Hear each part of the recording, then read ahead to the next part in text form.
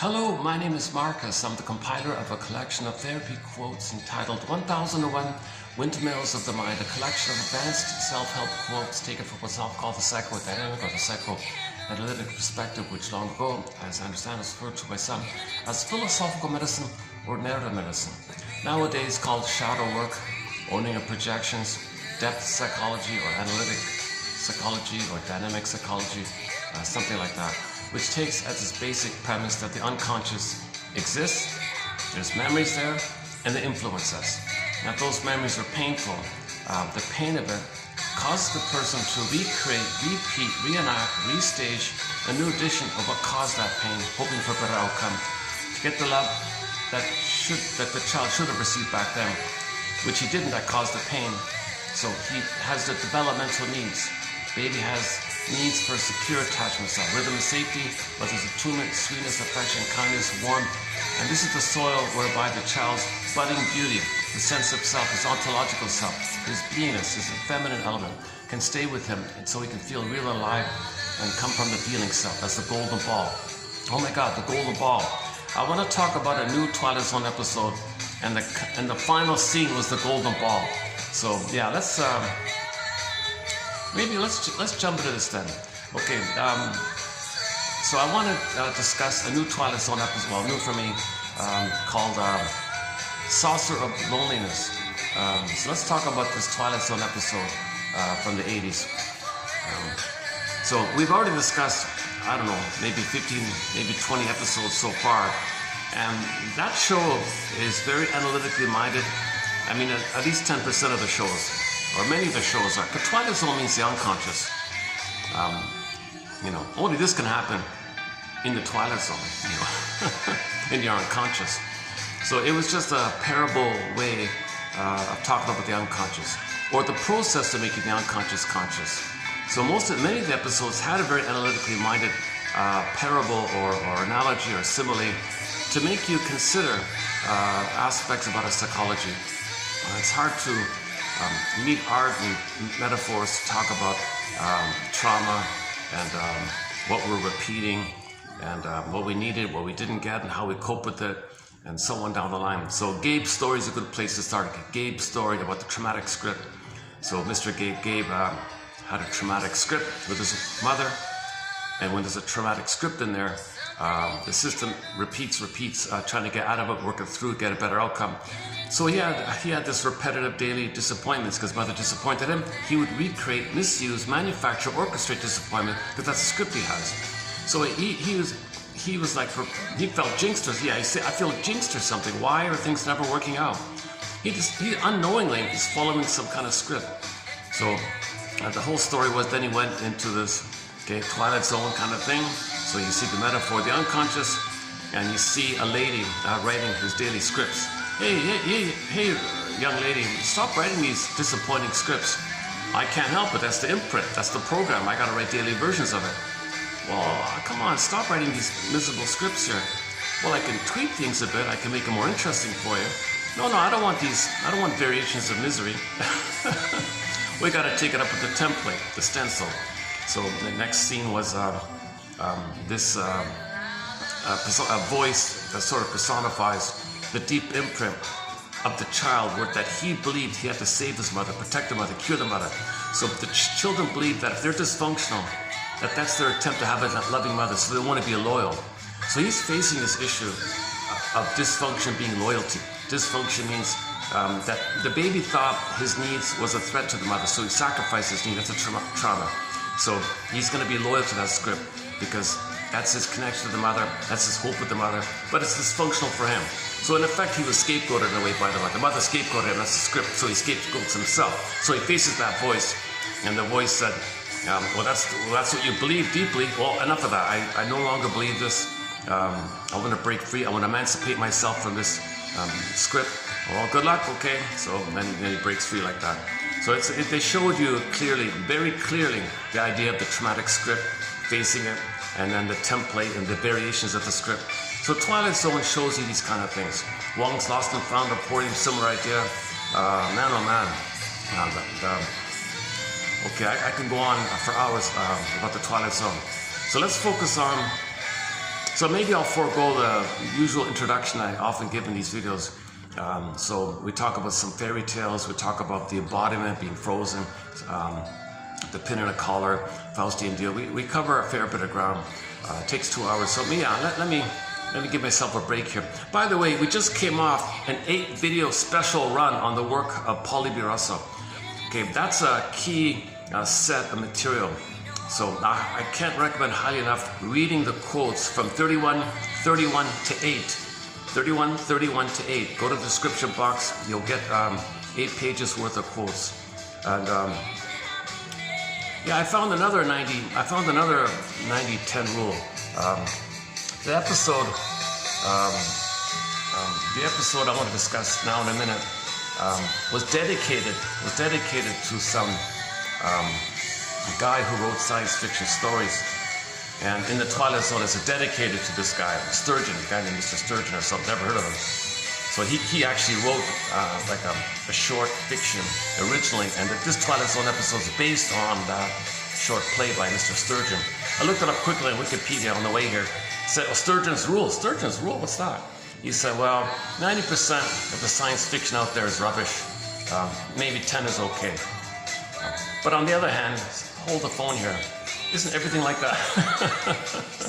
So it's a variation of the 90-10 rule.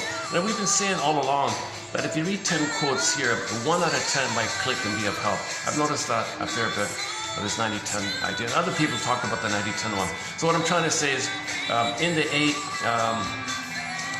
pages I'm talking about, you'll find roughly 80 quotes. So hopefully, 8 of those quotes will really be of help. So your mission, submitted for your approval, as they say in the Twilight Zone, submitted for your consideration, is to read those roughly 80 quotes. I'm saying 80 because ballpark 10 per video. So it might not, I didn't do an exact count, but ballpark 80 quotes, and see if you can find that 10%. And you have to decide which 90% is mediocre and which 10% is kind of helpful like that. Okay, enough about Pauly B. Russell. His work, by the way, has been nominated for Golden Windmills of the Mind Award. That's how important it is. So he talks about 3 key things, Pauly B. Russell. No books, by the way, just a bunch of articles written in the 70s, 80s, and 90s. Passed away in 96. He was a medical doctor and all this. And, you know, a lot of authors that he helped, those authors put in the front, dedicated to Pauly B. Russell. I found 3 books where the author said, I'm dedicating this book to Russell because he saved my soul. He's a very engaging author, a very lively author. You'll find in his articles. So he discusses 3 core things, which we just finished discussing. Okay, repetition compulsion is a key one. Okay, the BPD phenomena, another key one. And affect, like what's affect? What do you mean by affect? Is there like a development in the affect? Is there a dysfunctional feeling system? Is there such a thing as affective competence? So this whole area of affect, okay, the BPD phenomena and repetition compulsion. So the compulsion to repeat is there because of trauma. Trauma induces or creates or sets in the repetition compulsion. So the child wants to develop, and there's a failure in that attachment trauma, relational trauma, interpersonal trauma, strain trauma, weaning trauma. Okay, that interrupts the connection. That point of interruption is pain. And his beingness and his identity and the feeling there where he felt at that point, everything's frozen, flash frozen. Whoops, I have to move here. Okay, so if there's a meeting next door, I want to move to another spot. Okay, let's go. Okay, hang on. Great little spot. I've been lucky the past couple of days. This venue here has been like in the mid-afternoon between the lunch and the dinner. It's been sometimes there's just a sprinkling of guests. Yeah, it's on the SkyTrain. It's a little known kind of spot, little hidden gem in a way. It's a new hotel. They just opened less than two years ago, roughly, I think. It's a very nice little place. Yeah. So, anyways, enough about the venue report. Don't let me start talking about the birds. I was going to go to a bird park and do these videos and have all tropical birds all around the whole time. That would have been a lot of fun, yeah. My goodness. I still think about that. I still think about that plan that fell through. I was going to live near a bird park. It didn't quite work out. Okay, anyways, polyvarousal, so repetition compulsion. So child wants to develop. If the development is frozen, called stunted development, developmental arrest, there's a fixation in his development. So he couldn't develop. Okay? And this development is related with your feeling. So the feeling is stuck in the survival place of stress, distress, shame, anger, fear, like that. So you're not living and loving with the golden ball. The golden ball went down the well, like in the fairy tale. Okay? In the Twilight Zone episode, the golden ball comes back. But anyways, the issue of repetition compulsion is that the child has to go through developmental process, sort of phases with the mother. It's got to feel safe, then engage in the narcissism place, and then and the rapprochement phase and so on. Those are the key ones.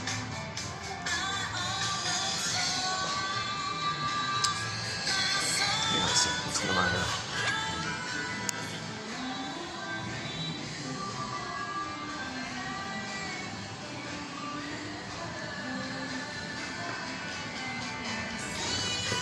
Yeah, there is a meeting next door to me, but there's guests at my other spot.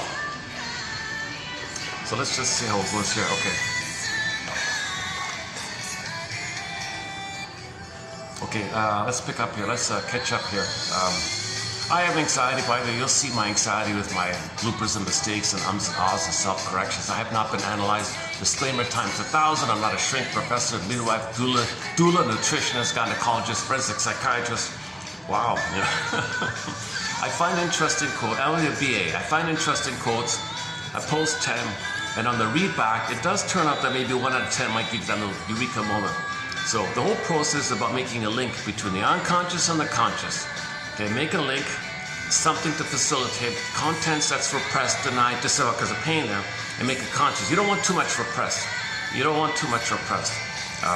That's where the neurosis comes from. This repressing. You want to accept and admit things. So it's all about getting your story, now feeling what you couldn't have felt, now knowing what you couldn't have known, and kind of realigning and having some kind of linkages between your thoughts and your feelings. Okay, anyways, so when there's trauma, the child's feeling self gets frozen. That's a trauma to not have your feelings.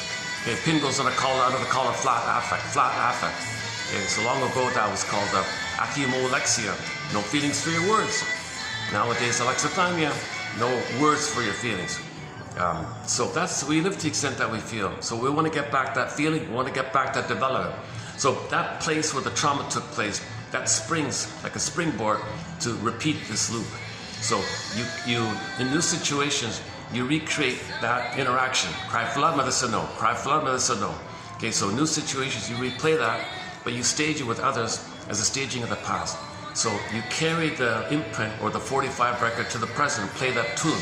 That's Berger's metaphor. You have a 45, and it's the only tune you know, only one song on there. New situation, you play that tune, that one only tune. So the present is just staging of the past. So you're using the present to replay the past. So in effect, repetition compulsion means you're living in the past. You're dwelling in the past, living in the past. The present's just replays, new editions of that past. You're just recreating that familiar thing. That's the nature of pain. Baby system doesn't want to be in pain, even though it's numb, even though you're numb to it, there's pain there. That's what's driving you. The inference of this pain is all the smoking and drinking and oral fixations, promiscuity, gambling, pills or whatever. That's all pain. People do that because of pain. So that's a whole top. Open that door. There's a 10-hour topic on oral fixations. Another good set of quotes we recently completed was the oral fixation. So we did a 6-video run on oral fixation just like a month ago kind of thing. That's excellent material, oral fixation. Man, oh man, we got a lot of good quotes on there. The featured images was the front cover of Shakira's album called Oral Fixation #2 about weaning trauma. So the mother causes oral fixations in the child via weaning trauma. And that album shows you weaning trauma, where the mother pulls the nipple away from the baby, and the baby's on the tree, standing in for a fruit. If the fruit is plucked from the tree, it's unripe, it's bitter. So they put the baby on the tree and the nipple is pulled away, he's going to be bitter. A weaning trauma, oral fixation. Then the follow-up is Kim Mitchell's album called Oral Fixations, with the food and the drinking and the smoking and the nail biting and anxiety and the memories. So men who are fixated with women's bountiful, the appearance of bountiful teats or memories are obsessed with that, sex without love, promiscuity. Okay, so you got the oral fixations. Prejudice is going to be there. Demanding attitudes, impulsive attitudes. Okay, any addictive kind of things is going to be in there. Those are all substitutes. Oral fixations and repetition compulsions and addictions, those are all substitutes because no real relationship took place with the mother. There's no real satisfying, secure relationship with the mother. And that's the problem, that's the pain. So you, in effect, you want to have you want to kind of pick up where you left off and have, but nobody in the present, no thing in the present, no symbol in the present can actually be that in the past. So that's the problem. When we have symbols of mother, that's there because real needs for mother were not met. So you look for symbols of that. So symbol is called symbolic acting out. Each time you do it, it's a symbolic act out. No symbol is the real mother. So a lot of this repetition compulsion is it's kind of like, you might first say, okay, you're trying to get that outcome for the past. But wait a minute, no time machines. Doesn't make sense. The present's the present. Why do you see the present as the past? You're not living in the present. You're not enjoying the present. You're missing the present. You're living in the past like that, but it is the present. So why can't they live in the present? Well, it's too much pain in the past. So repetition compulsion is the injury of the relationship. Okay, he likens it to, he compares it to like if there's if something's a scar, it's like physical injury, a scar. Well, how do you picture or imagine? So he had a very ballpark image of repetition compulsion be the scar of relational trauma, weaning trauma. The scar, and that scar shows itself to you. You see the scar by this repeating thing. It's not a very good metaphor. Actually, he has another metaphor. It's not too bad. I don't mind. There's another metaphor about the camera. So imagine a camera's being built or something. Maybe in the factory line or something, there's a camera being built. It's not finished yet, but in the process of it being built, some accident takes place and the camera's damaged. Can that camera take a picture of the injury while that camera's being under production? Can it film it? Can it snapshot it? No. So that's like the person. We can't see the injury to us. We didn't. Our perceptual ego apparatus isn't developed yet. But we're damaged before that time. And from that damage, from that place, we want to see it. So we want to recreate the relationship, disappointment. Recreate, disappoint. Recreate, disappoint. And this dynamic can take two basic forms. The benign ways you play yourself and coax, prod others, misuse situations, orchestrate situations, make it happen somehow where you're going to be disappointed because you were disappointed. Okay, that's a whole topic like that. And the more disturbed one is called the Faustian deal, where you identify with the aggressor, where you find you shame yourself because mother shamed you, you feel important. So you got to have some kind of identity. But your soul is repressed. When something's repressed, it's projected. So in the projection, you find someone else to hold your projection and think someone else is your vulnerable, innocent, naive, innocent, vulnerable you. Okay? So now that person is standing in for you. You play the mother shamed you, they're you. Okay, mother shamed you, you become her. You shame yourself, but it's projected on someone else playing you. You shame them because they're you, and you're the mother who shamed you, and okay, so on. So, and then the part B is you are angry at the mother, so flip-flop. Due to the fusion, okay, due to the fusion, if someone else is you, there's your mother. Okay, there's a famous phrase called the shadow of the object falls upon the ego, meaning symbiosis. So if someone is you, there's your mother, and you play you. Actually, that doesn't quite fit. Yeah, scratch that last comment. I just discovered that phrase. I thought I could squeeze it in. No, it doesn't fit. Okay, so to back up a sec. So you find someone else to play you. Okay. So you attribute your wounded innocence, your need for love and all that onto someone else. So anybody who shows any kind of quote-unquote human side of being human, from the feeling self to the budding beauty, the emerging self, okay, the soul kind of area. If anybody shows any kind of signs in that way of wanting love or something, or needing something, or being heard or something, well, that's you. That'll represent you. Okay. Now, you're the mother who hurt you. They're you. Okay. Now, in the repetition compulsion, play that 45. Mother hurt you, you're hurt, so you hurt yourself. So they're you, so you hurt that.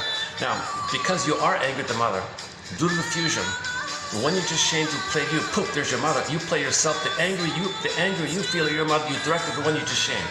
Sad stuff, isn't it? So this is part of the more disturbed kind of area. And this is called the Faustian deal, the Faustian bargain. You get an identity, you feel important, you're addicted to this. It's in lieu of a relationship. So these kind of negative personality patterns are all due to what Libby calls a failure of containment, a failure of holding. The mother didn't hold the child. Okay? So this kind of behavior, this negative behavior, it's kind of like this angry behavior, this repetition, it's kind of like the person's kind of holding himself like that. That's the closest thing he can to stabilize himself. Libby's example was, okay, if the baby's angry, if the baby wants love, tension, unreceived, okay, the cry for love, tension, puts to anger. Anger is like the final pathway to get mother's attention. Anger is an SOS for love. Baby wants love, mother says no. He's scared, scared, scared, poof, anger. It's still from the love line, it's still from the desire for love. There's only one line there. Life force is object seeking. Okay, all the baby's desire is to connect. Connection is blocked. From the blockage of the desire to connect, the blockage creates like a tension, and the tension final pathway is to anger. Now the mother rejects the baby's anger. Where does that anger go? Okay, when it turns in, the baby's own anger is turning in. That anger in the imaginal world poofs into a monster. Take your pick, any kind of monster. Okay? So that baby is now turning to that monster, okay, and regards his own anger at himself as something holding him. Can you believe it? His own anger is like filling in where the mother should have been. He's got to be held somehow. He's got to be recognized somehow. So his anger is holding him. So in imagination, his anger is a monster. So now, but how do you deal with that? How do you feel safe if a monster is hurting you? Doesn't make sense. Well, the baby does a trick called, he nullifies or sugarcoats the pain. So that's called psychomasochism. He makes the pain pleasurable. And then that's called, enter Edmund Burger, this theory called psychomasochism. Open the door, another 10-hour video down that line. Okay, so that's the whole topic. Another good set of quotes we covered recently is the work of Edmund Burger on this topic called psychomasochism. So it's called the liberalization of pain, or the pleasure and displeasure principle phenomena mechanism. So the baby copes somehow, but he can't be aware of this quote-unquote major crime, so he confesses to the lesser crime of pseudo-aggression to make him unaware, and the third level is rationalization, the cloak it. So the pain creates beliefs or rationalizations to make you unaware that the pain is creating it, so you can protect the system like that. So the baby's doing this elaborate stabilization of how he can repress the pain, repeat, cry for love, pain, repress, repeat, repress, repeat. So you're living in the past, struggling, swirling in this mess. This swirling means we're spinning in the past, basically. We're spinning in the past. And we're in a swoon. Our feelings are not around, our golden ball went down the well, we're in pain, we're not making sense really.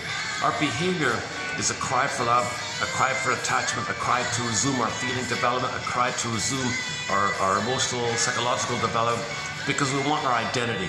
Repetition compulsion is about identity. We lost our identity, want to get our identity. Our identity is related to feelings, but the feelings froze. So repetition compulsion is about identity and feelings. Okay, and this whole topic, man oh man, okay, let's not do it. I think I did an okay job during the past few videos on a topic. So once again,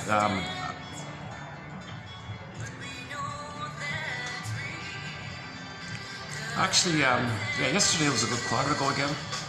Repetition compulsion is understood in terms of how what you're doing is determined by the past. Something like that.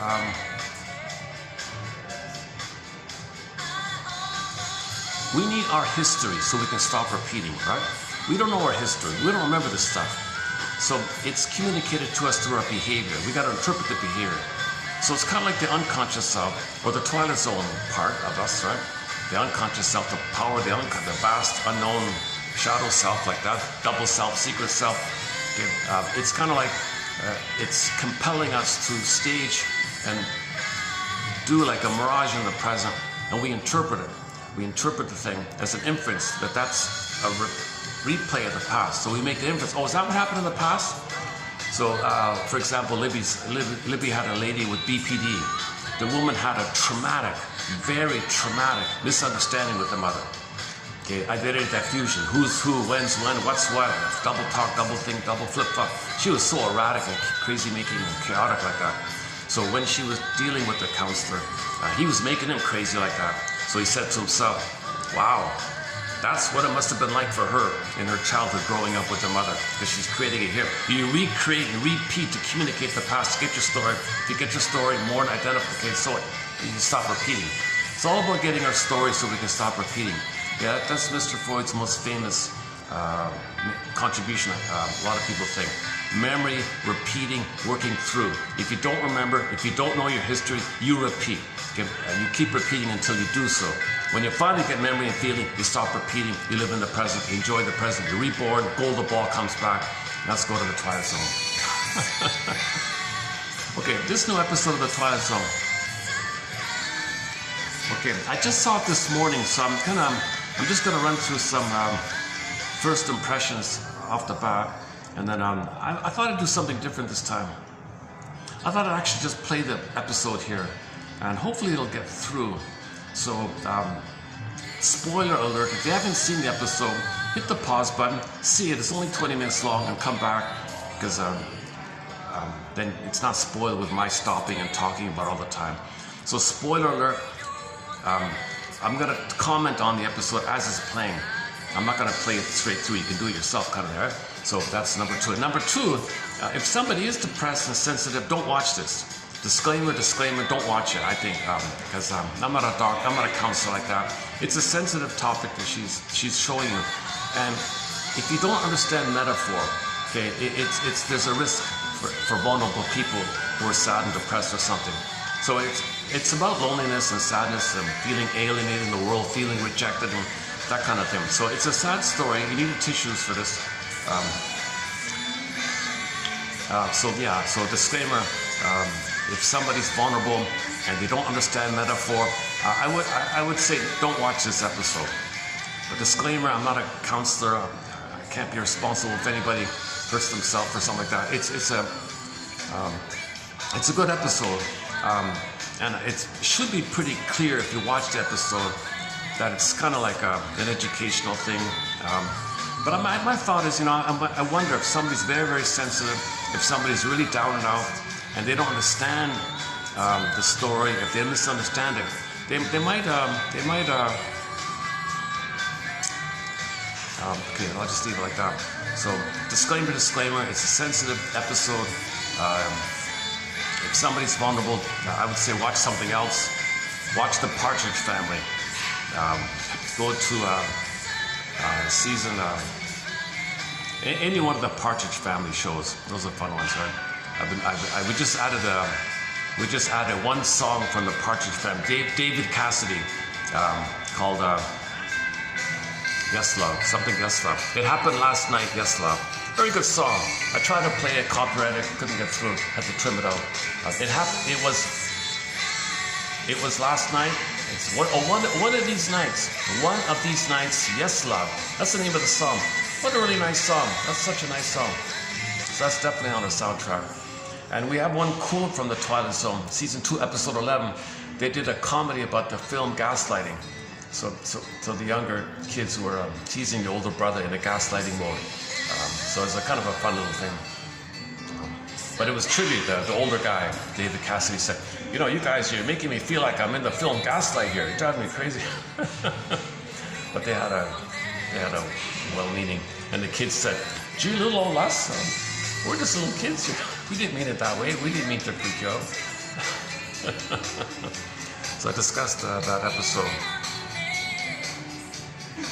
The featured song in that episode, I remember, was A Little Bit of You. Another good song. A little bit of you, a little bit of me, a little bit of you, something like that. Forgot the name of it. Okay, let's see if I can make this discussion. Would you look here? Yeah, I can hear some kind of presentation next door. Let me double check. Hold on a second.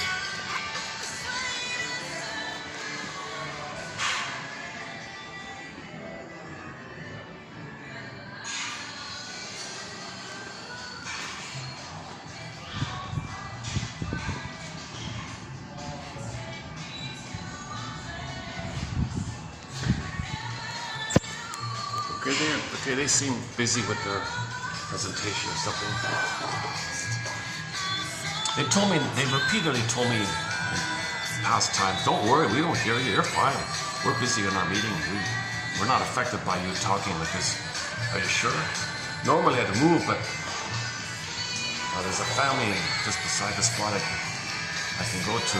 So let's just, I can hear them next door, okay. It's funny because I wanted to play this sad story. You need a quiet environment. You don't need loud laughing next door, right?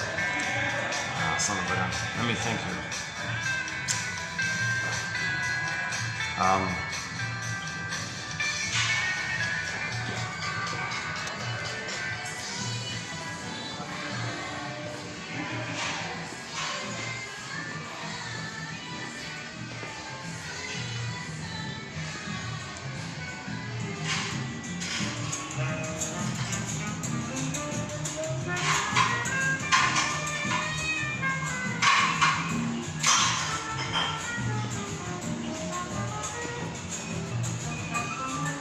Okay, let me talk about the plan here.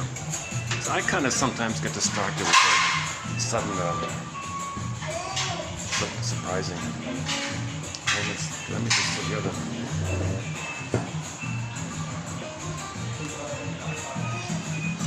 Okay, let me just make some preliminary comments.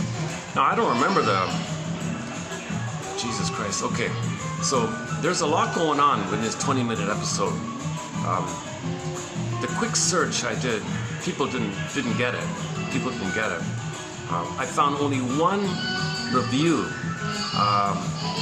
for this episode because the lady who stars in it, a woman named Shelley Duvall, she passed away just a few months ago, last year, 2024, and somebody wrote like a tribute to her.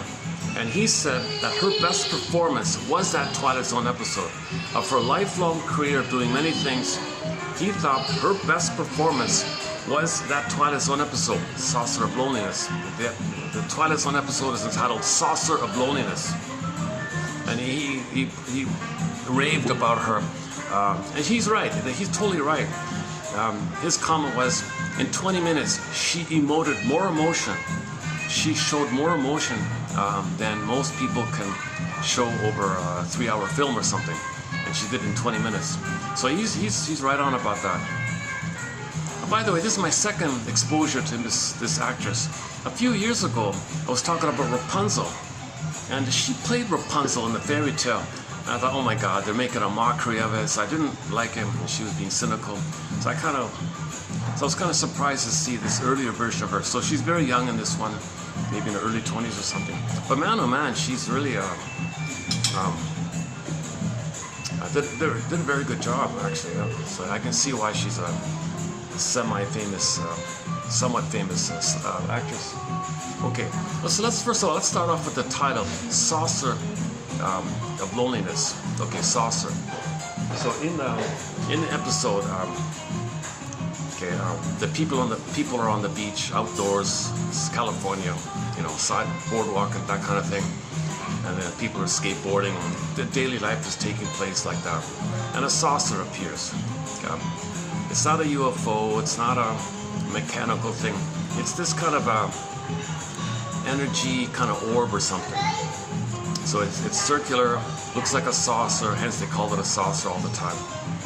They didn't say UFO, they just said saucer. That was interesting they did that. So you saw this round thing floating in the air like that. Okay, right off the bat.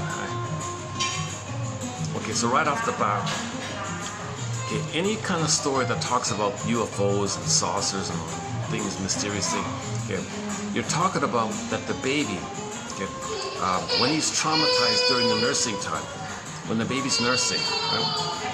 When the baby's nursing, okay, he looks up and he sees his breast, the mother's the breast, right? The first breast mother. So he sees the breast round, right? Like from the baby's eyes, it's kind of curved, okay? And he senses it might go around or something. So it's a kind of a curve. There's your saucer idea. Okay. If you notice a light bulb in front of you, look, if there's a light bulb, like a traditional light bulb, you look up, you see it's curved like that. So there's your saucer, basically. So the baby sees a saucer. So it's unconscious, some kind of sense impression of a saucer like that. Okay, so when there's a projection of that, Okay, when you hallucinate that from your unconscious and see it outwardly, that's what you see. There's no alien, right? It's from within. Okay.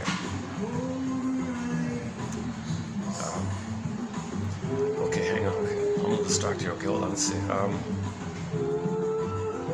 Maybe I'm distracted now.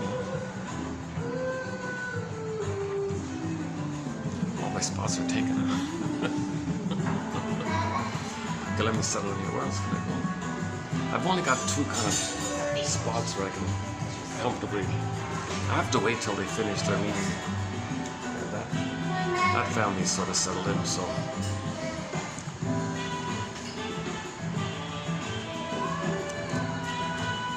Okay, so here you have her name is Margaret. In the episode, you got a young lady. She works as a waitress. So, first of all, they make it very clear.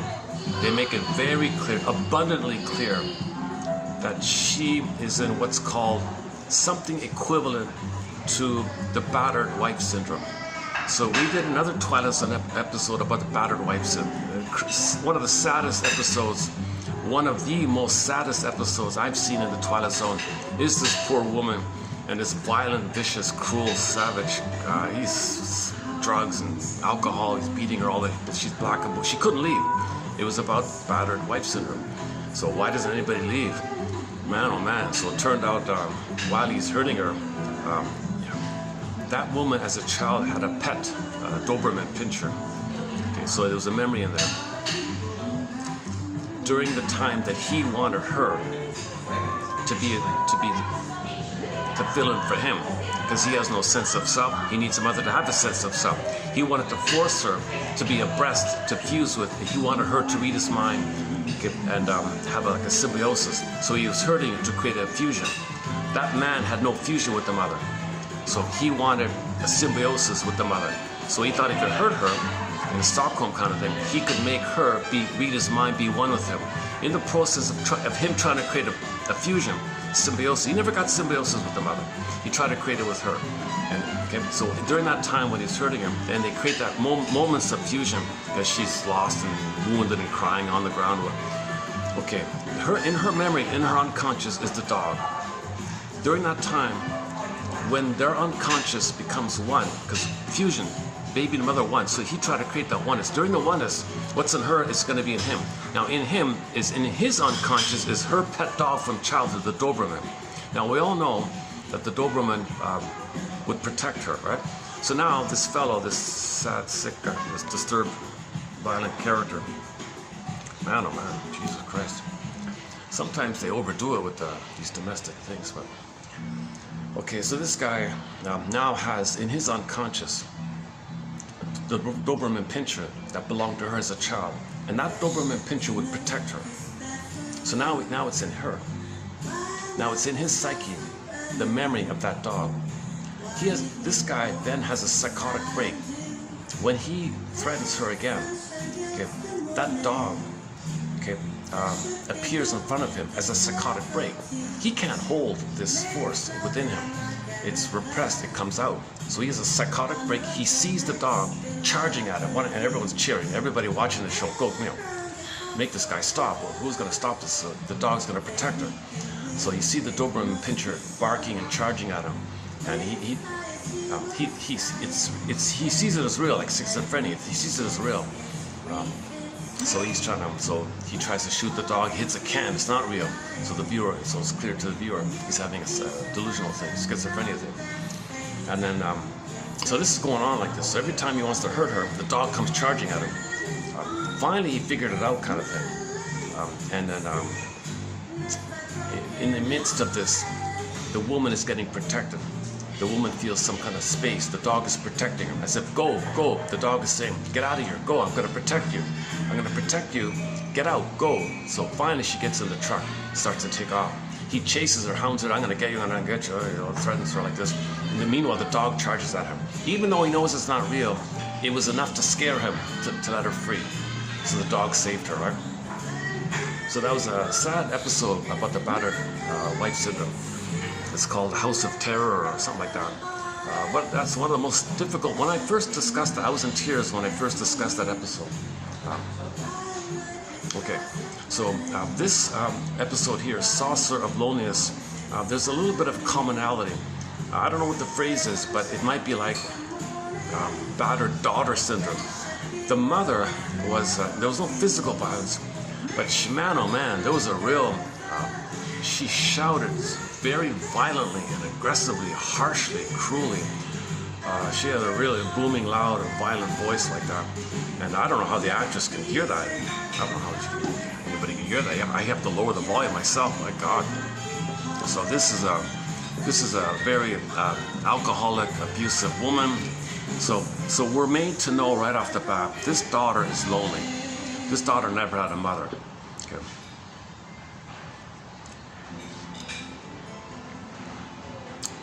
Now, for a child to experience a violent mother like that, from the child's point of view, it's out of his world. It's out of his expectation. It's an alien thing. It's an alien thing.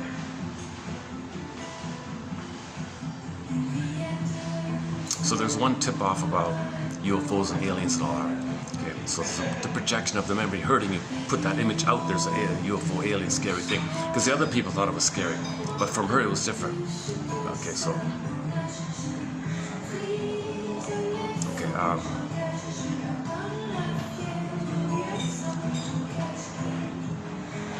so of course, due to the fusion, okay, if mother's an alien, she feels like an alien.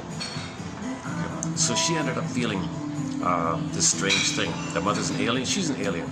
And in the episode, she even says to somebody, the guy at the end of the beach, you know, yeah, you and your people here on Earth, you know, you think like this.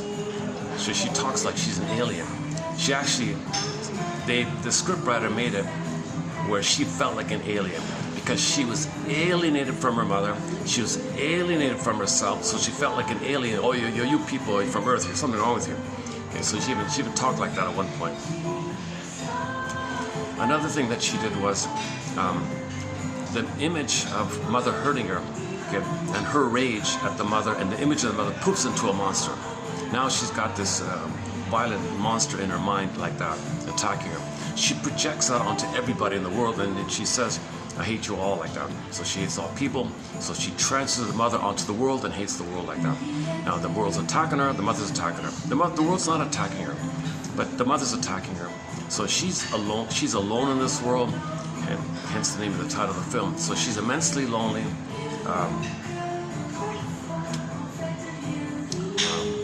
So she's can't leave this battered home syndrome.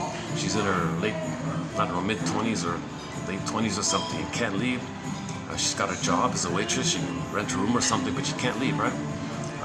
And then she goes to work. And everyone else has fun and relationships, but she's alienated from that. She has no boyfriend. Others are giggling and laughing, and people ignore her, right?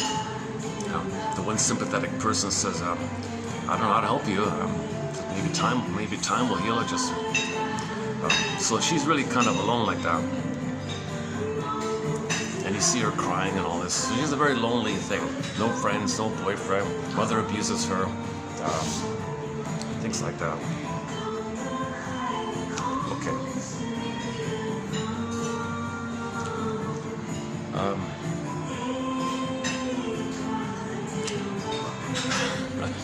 Can I go back?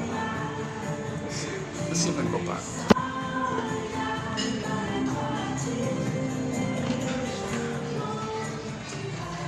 It's still there. Oh, it's still there.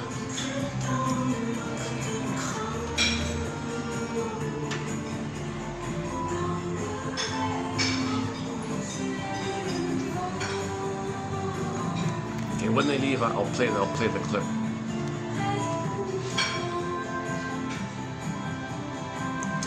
That's a subtle point when she said that. Yeah, you people on Earth, you and your people on Earth here, you don't understand. So she even talked like an alien. Maybe pause for it. Is this about her? Is this supposed to be about her actually being an alien, like in the story wise? No, she's a regular Earthling. Okay, but she felt like an alien, and she thought others were aliens. She felt like an alien, so she felt really estranged from herself, and we see why. The mother had alcoholic. verbally abusive, and such and such. So the need for a mother would be the breast. Maybe maybe there was brief moments of breastfeeding, or there was brief moments of the rubber nipple. So either way, rubber nipple or breast and nipple, there'd be some kind of orb like that. So if you're regressed and stressed, you might want to regress to the time when you felt safe nursing with the rubber nipple or the breast. So you see the orb like that, you see the flying saucer. So the flying saucer is a hallucination in your unconscious of the breast, okay, or the nipple, or round, curvy like that. So that's part of it. And they made that clear, they made that point clear, that they would say, there's nobody in this saucer, there's nothing mechanical about it, it's just this energetic, mysterious energetic quality to it, right? So they said maybe it's just some kind of plasma thing, and it just dissolved away, like energy plasma thing, and it just dissolved away or something. They did it like this. So they try to help the viewer realize, don't take it literally, don't take it concrete. This is some kind of alien thing from like that. Because everyone else thought, oh, they're being invaded from aliens from another planet. You know, these everybody's scared like that. So it's not. They try to make it clear it's not like that.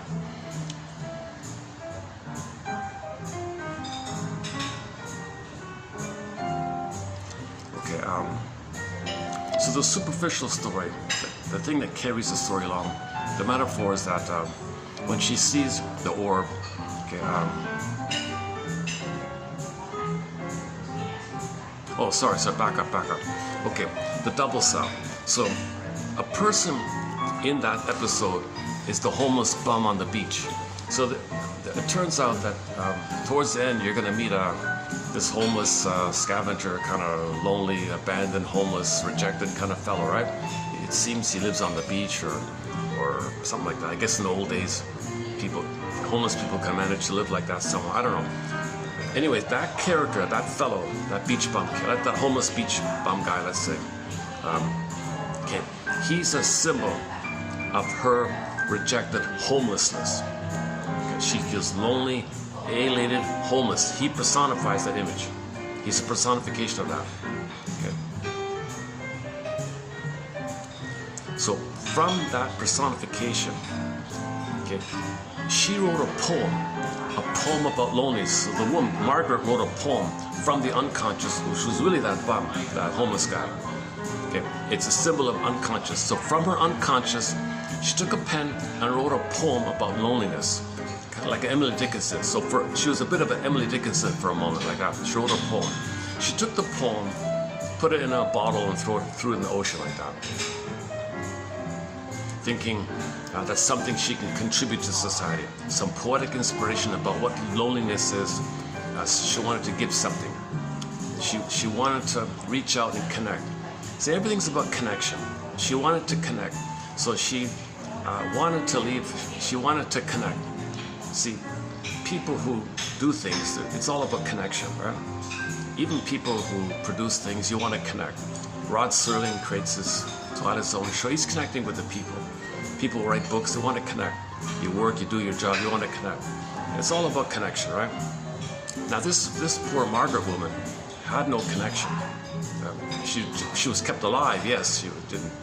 We mean emotionally. There was no emotional love connection, feeling like no secure connection like that.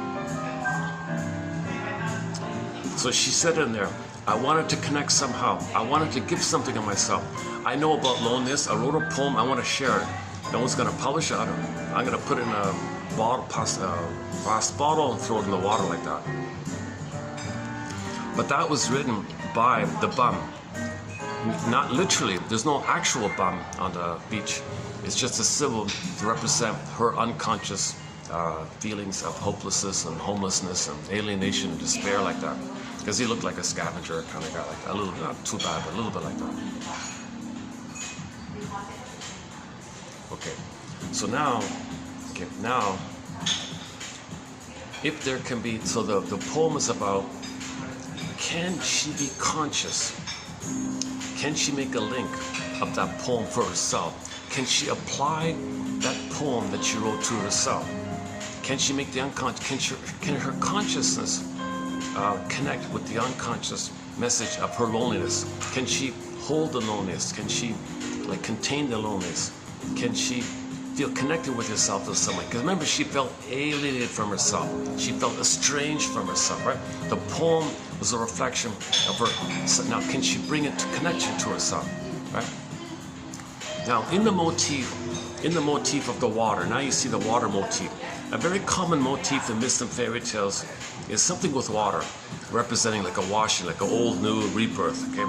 So when she gets the connection, okay, you see the water scene. So there's a water splashing kind of scene.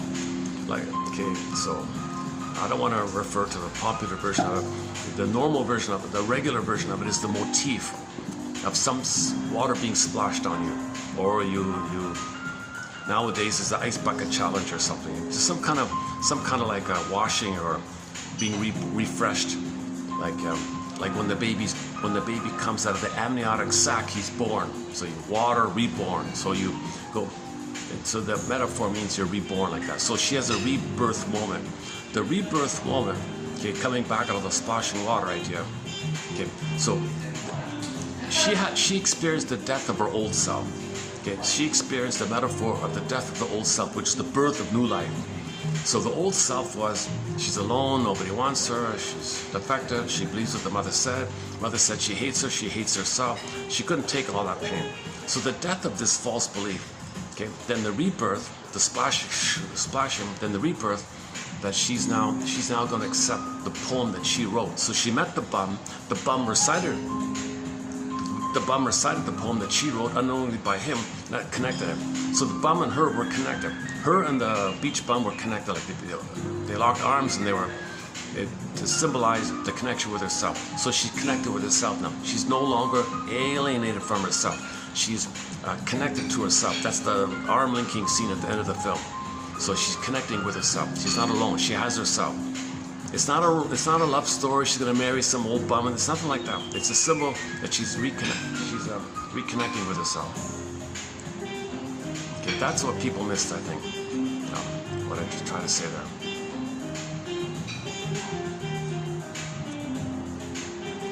Okay, and then in the rebirth scene at the end, we see the golden ball appear.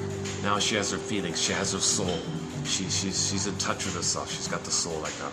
So when you see her and the fellow together, the golden ball is there. So when you're with yourself again, when you're realigned with yourself again, now you're embodied, you're enchanted in the body, you found your feelings, and that's the golden ball. So in the end, you see this golden ball image. That's a common motif of the soul, similar to the frog prince. It goes down, bring up the golden ball. So that's a frog with shame, so she felt the shame and loneliness like that. Okay, maybe I can. Okay, let's give it a try. Okay, I think I covered the basics of it. So this is just a work in progress. I'm just brainstorming here. This will be updated and corrected, kind of thing. Very good episode, yeah. In terms of performance-wise, that's one of the best performances from the Twilight Zone. I'm surprised saying that, because when I saw her in Rapunzel, I thought it was one of the worst. Here's one of the best. I didn't know she passed away just last year. And it's tributes to her and all this. She's famous for being the host for a show called Fairy Tale Theater. Missed opportunity. A missed opportunity. Because she just made it a little comical, a little silly like that. So she wanted to put fairy tales in theater form and have a TV show about her. And she got a lot of famous people to participate, but it was too silly sometimes. They didn't maintain the educational spirit. Maybe she felt the pressure to entertain people, make people giggle, haha, or something like that. Yeah, when she did the Frog Prince, I remember Robin Williams did that one there. And she did the Rapunzel one. Similar to Jim Henson, another missed opportunity. Jim Henson tried to do the same thing called Storyteller and the Myths one. So he did 6, I think. Is that right? 3 fairy tales and 3 myths. Another missed opportunity. It was too It was too focused on special effects. The narrator of the thing was some anti-soul kind of person, if you put it that way. I don't know. Or somebody who's too angry. He's too angry to present a soul story. You can't have somebody who's too bitter being a narrator of a soul story. So the whole thing was kind of wrecked like that. And the fairy tale theater, they didn't follow it. They just took snippets of it and just made fun with it. They just kind of made fun of the whole thing. Now, the one positive thing about the Rapunzel one, they did show you clearly that in the healing journey, you go over the fence to the witch's garden unconscious. So the witch's garden, that's your mother and your anger, so that's on the unconscious. So you go over the fence unconscious, so you went to other world. You pull up the contents from the ground. So you pulled up the radish, the rampion called Rapunzel. You hopped it back over the fence to the conscious, and she would eat the radish. She would eat the carrots. They look like carrots. So that's the image of making the unconscious conscious. You go to the unconscious, find the contents, bring it over to the conscious and accept it. Assimilate, re-accept it, re-own it, reclaim it. It's yours. You lost it, you had it, you lost it, get it back. Get similar to the Snow White and the dwarves. Get the dwarves or miners, they go down to the ground, bring up the material, and you extend like that. Okay, or the fisher idea, you bring up the fish from the water, throw up the fish in the air, catch in the net, fry it, eat the fish. So you integrate it. So some motif where something is in the ground, shadow, dark, unknown, and you bring it, and it's gold, a valuable treasure gem, something important, and it's now yours like that. That's making the unconscious conscious. So you're assimilating, you're reclaiming parts of your soul, knowledge of yourself bit by bit. So that Rapunzel from the fairy tale theater did show you that scene. That was the best part of it. Okay, let's go over.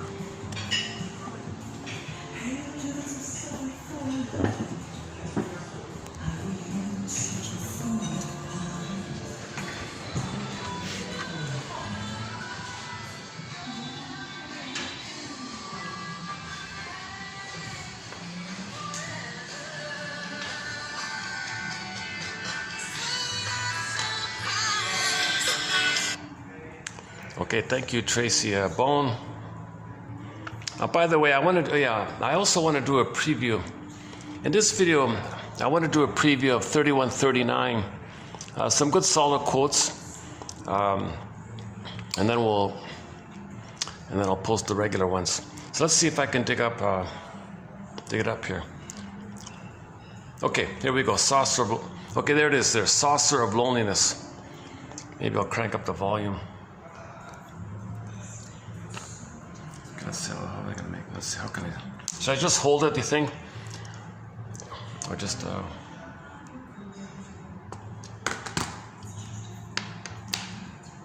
gotta get the volume, right? If I do it like this, you might not hear it too well. What about like that? Nah. Okay, I'll just hold it. It's only 20 minutes. All right. Okay, here we go. Twilight Zone. The Saucer of Loneliness. Okay, so if you haven't seen this, please hit the stop button, open up another tab, watch it and come back. Okay. Okay, once again, disclaimer. If you're really feeling down and out and you don't understand metaphor, you don't want to think about difficult issues put into metaphorical form, if you take things too concretely, too literally, then don't watch this, I would say. All right. Oh, am I going to keep it still?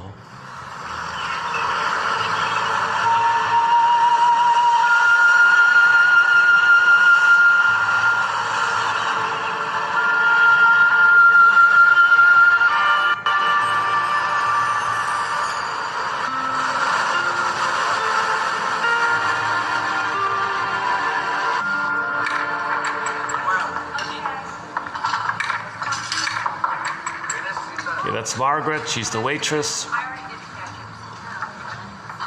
That's the actress, Shelley Duvall.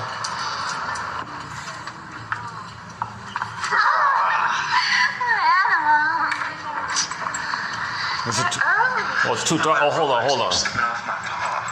Okay, hold on. Is it too dark? Okay, let's see if I can, hang on. Let's see if I can fix the lighting thing here. 1 second. See, it's too dark for some reason. Okay.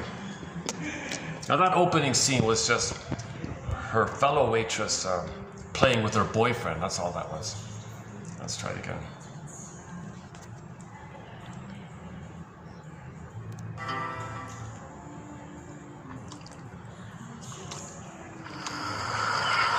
Is that better?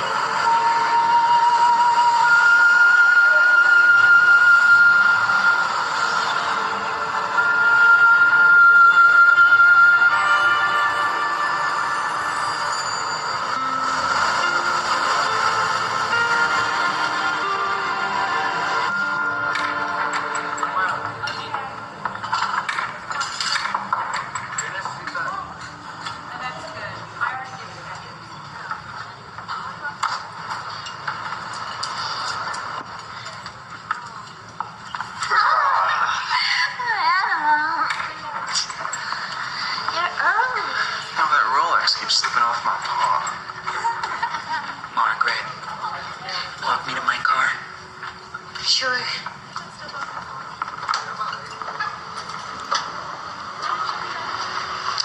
It's hard sometimes, isn't it, hon?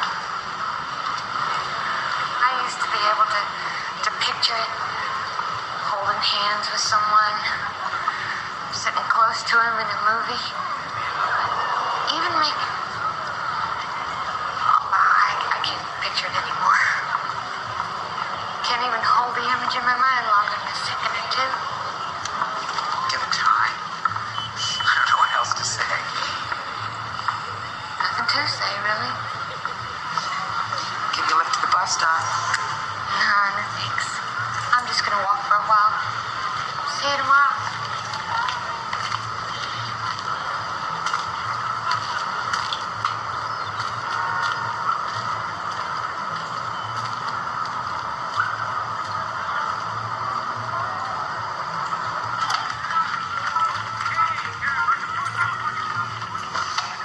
It's after 10. Where you been? I went for a walk on the beach. How many times I have to tell you? It's not respectable. Young girl walking on the beach all alone by herself. I'm not that young, Mike. I know. Girl your age should be married. It's not respectable. Living at home, girl your age. We can't all be as respectable as you, Mom.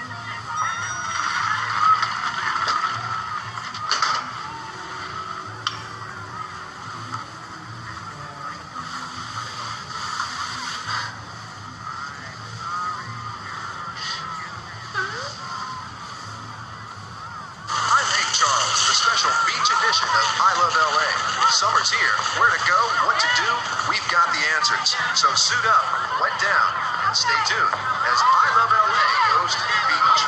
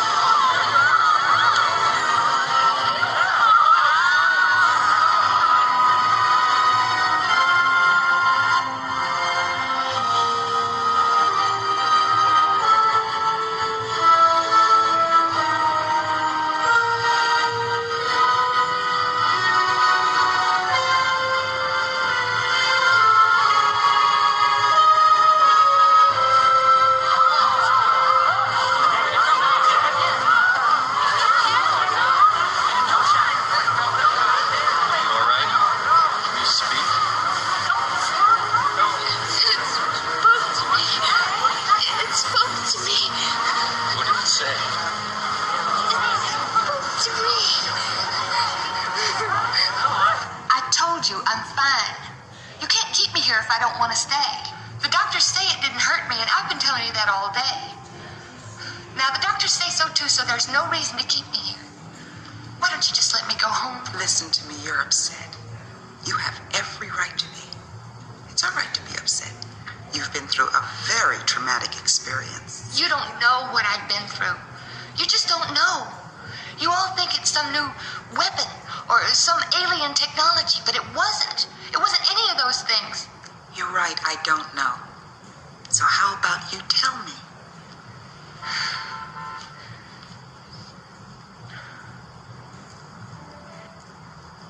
How do you know the message was meant for you?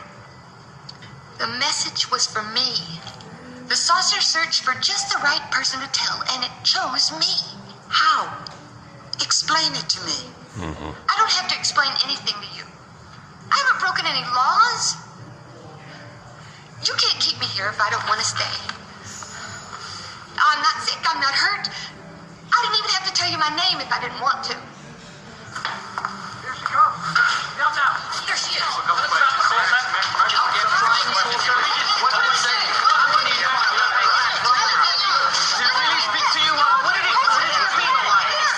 There's no invasion. It was a private message. Well, you can get off with these aliens? What did it say? $10,000 tax right now. Speculation continues to mount regarding the mysterious spacecraft, or saucer, as it's being popularly called, confiscated in Los Angeles 3 days ago.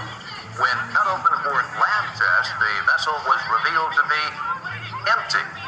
No mechanisms whatever to account for its flight. Theories range from some sort of plasma propulsion, which, once exhausted, simply evaporated, to speculation the entire incident was merely a hoax, though that fails to account for the mysterious alloy of the saucer's hull. Engineers at the Jet Propulsion Laboratory in Pasadena think there might be another answer, and we'll have that for you when the Channel 6 News continues in just a moment. You know what they're saying? They're saying you're a traitor, a spy, because you won't tell. The neighbors, they look at me funny now. They think we got little green men hiding in the bathroom. They're scared of us. Private message. There's nothing for anyone to be afraid It's bad enough no man's ever gonna take you off my hands. You gotta get yourself in the papers, on the TV. You gotta shame your mother like this. What you really mean is it's not respectable. You get out. You take your things and get the hell out of here. I'll put my maiden name back on the mailbox so nobody will know we're related. Get out!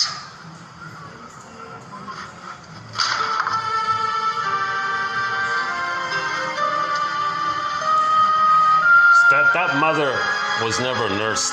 That mother had no mother. She lived with rage.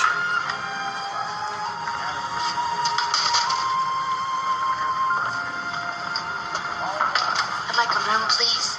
Single? That'd be fine. I'll need a $40 deposit.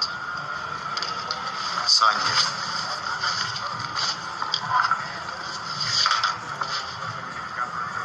Hey, aren't you the woman who I... No, I'm not.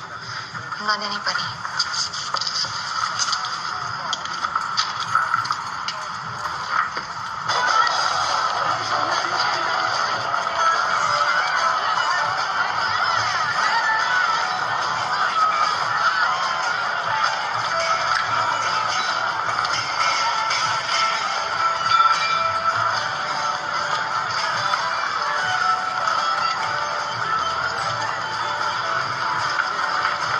Some superstitious religious woman's gonna. Alexi. Leave me alone. Jesus came down and spoke to you, didn't he? You have to believe him. Can't you just let me be? Look at our son, Donald. He heard Jesus speak. Please, this isn't fair. He hears Jesus all the time. This isn't right. I can't talk to him or my husband, but he can hear Jesus. Please, heal Jesus. We saw the light of his son in you, and we know you can heal him. Please, it's God's will that you hear that we're here. Please, please, I can't help you. Forgive you. He's only a child. Please, heal him.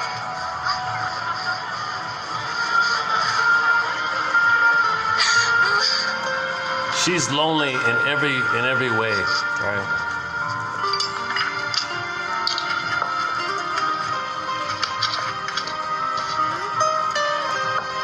saucer of loneliness means in the unconscious, there's no memory of a mother loving her. Unconscious of loneliness.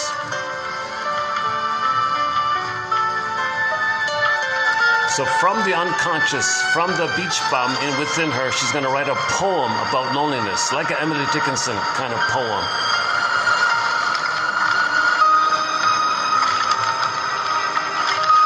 Wants to share it somehow.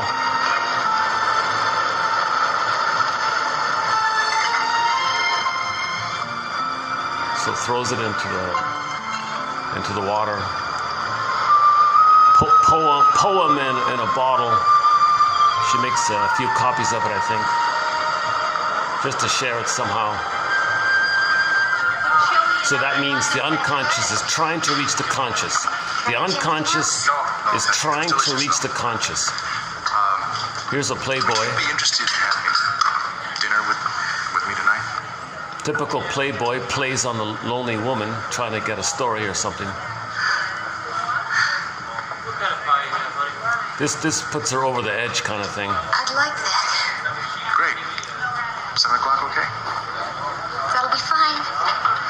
Margaret, where do you live?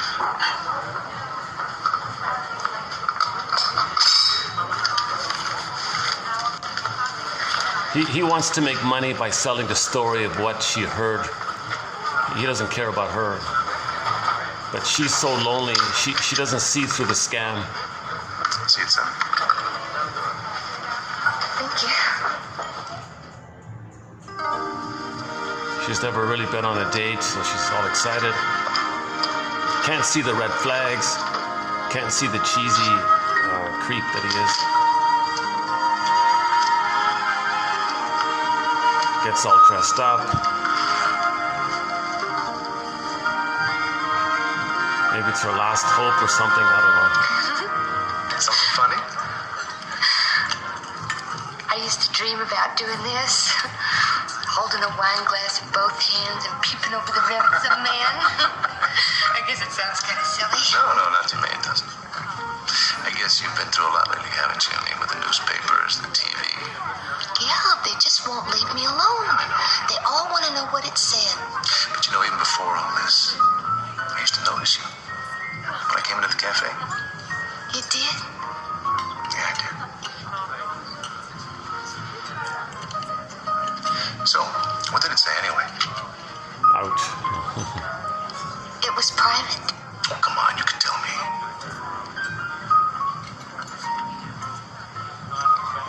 Please don't ask me that again.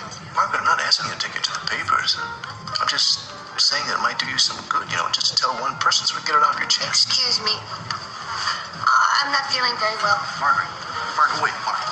Hold on, Margaret. Now look, what's the harm? Damn you. Wait. Damn you all.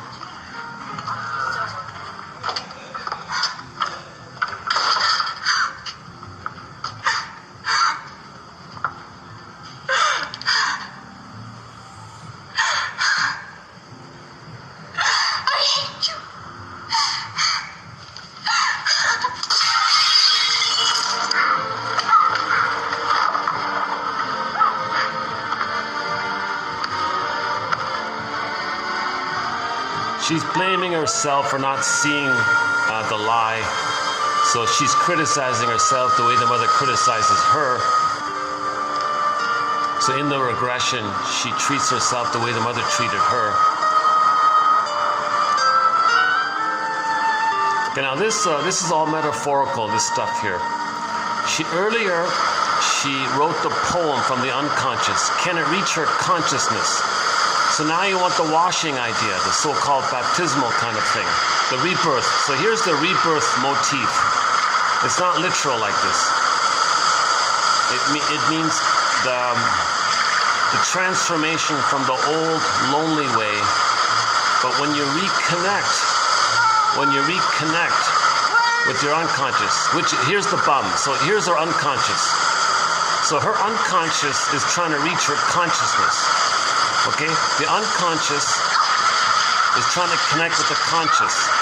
The unconscious is the inner child of the past. The loneliness of the inner child of the past is the unconscious. Okay, so it's trying to reach her, so it's struggling to reach her. So this is the whole kind of like transformational kind of thing. The water splashing, and it's not literal like this. But in fairy tales, the ending of one is the beginning of a new kind of thing.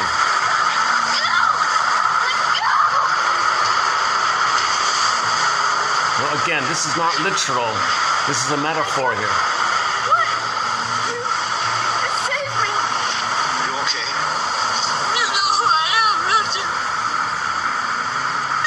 That's her. That's her double self. That's her unconscious self. There is, in certain living souls, a loneliness unspeakable, so great it must be shared as company is shared by lesser beings. Such a loneliness is mine. And know by this that in immensity, there's one lonelier than you, and it's addressed to the loneliest one. How did you know? That's what you put in the bottles, isn't it? It was the only thing in my life I could call my own. The only thing I could give to anybody. I just couldn't take it anymore. No, I threw a boat into the sea. And out with a part of my own loneliness. I found it, and it made a difference. It really did. When I read it, I knew somehow this was connected to the saucer. And when I read the words, it was like a song. I'm not explaining this right, I know. No, it's fine. Your people thought the saucer was a ship or a weapon, but it wasn't. It was a bottle with a message inside. Only it had a much bigger ocean to cross, all of space. And without much chance of anybody finding it. But still, someone sent it out.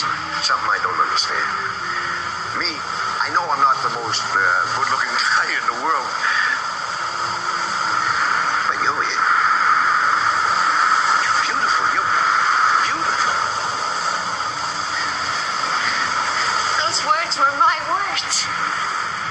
They're what I wrote. But that's not what the saucer said. Exactly. Okay, so now here's sort of the rebirth moment. This is. Because now they're connecting. Give me your hand. So since the unconscious and the conscious, there's a link now where the conscious accepts the poem made by the unconscious, represented by him.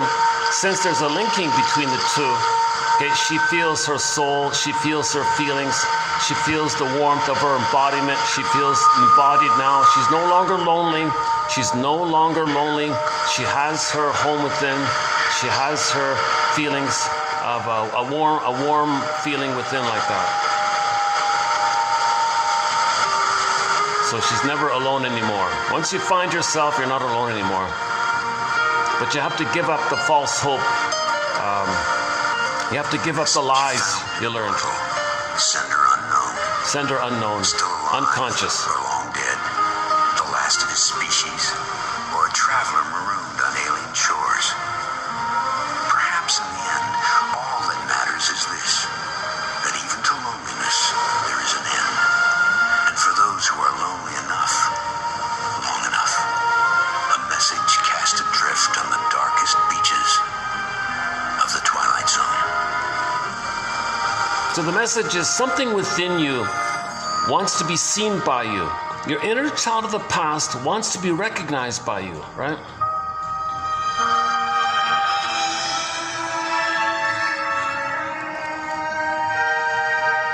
And of course, to make it entertaining, they would say, they would, could it be like there's some, so like a lonely man on an island, he might send messages in a bottle. Could it be like people, are there others like that who sent messages? So the superficial story was the orb was like a bottle and a message in it sent to her, but it wasn't like that. So just a kind of a blending like that.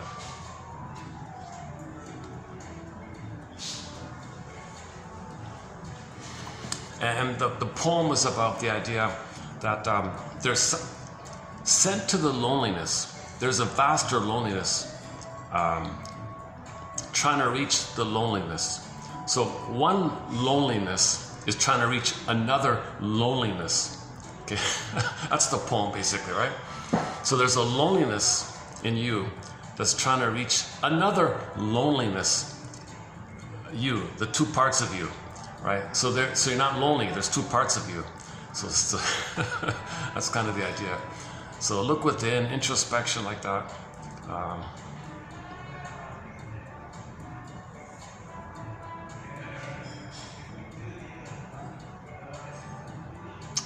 Yeah, okay, so something like that. It's not a perfect story, but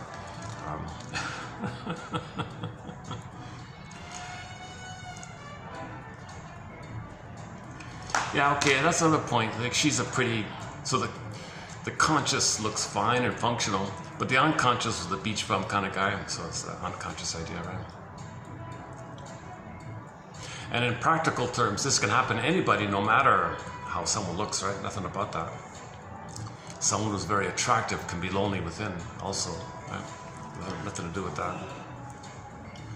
But I think the highlight is making it clear. They had to show you there was no loving mother. So they cranked it up that she was a verbally abusive mother like that.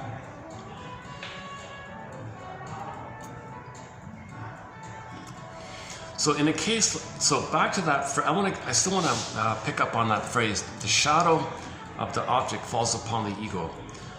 I just noticed it yesterday by Libby Russell. So maybe what it's about is,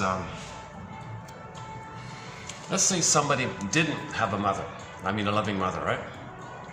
There's a shadow of a need for somebody to be the loving mother. That's a shadow, like somebody who could have loved you, and you have a hope for that. Now, when the baby has a mother, the other and the mother, the ego, the child's self, and the mother, self and other, are kind of one like that. And through that oneness, through that symbiotic oneness, there's a time when they're one, and then the child can separate if their mother loves them. If that process didn't take place, okay, then you're left with this hole or missingness, right? So in the chaos in relationships is maybe somebody looks to another person, the other, and projects that shadow of the other onto that other person, and thinks that other person can be that other that was missing, and then be one so the person can develop. But if a person tries to do that, that means the person really expects mind reading and crystal gazing and like the oneness like that. Nobody can do that. Nobody can provide perfect mirroring, perfect fusion, perfect sim. It's impossible, right? That's why there's love leads to madness, and love hurts, and unrequited love, and all this chaos like that. So this is the real curse if the mother doesn't love the baby. The baby needs a memory of mother loving him, and inside the mind there's a soothing interject, the holding interject, the internalized good object inside. And that stays with you. You got that within you like that. There's no hole there. Now in that hole in the psyche, the possible mother would have been the breast. That's the space or the flying saucer one. So in the regression, you look for that. You look for that. So she projects it out and sees it out like a psychosis, like the other episode with the dog, right? Now, when other people see these kind of things, so this is one message about the idea of aliens. She understood it as to herself a bit like that. Other people just project it too far and project the mother like that. The way she dealt with the mother issue is that comment about that scammer man who wanted her story to sell to the papers and all that. And that she felt betrayed by that man. Then she said, I hate all men like that. So in that moment, she projected the mother onto all men, and she hates all men. She hates the mother. So in the regression like that, she would think like that. And then she gave up on the dreams of that. So you saw that she had a dream of relationships, right? That scammer guy was like the last straw for her, I think. So that scammer guy made her give up the hope.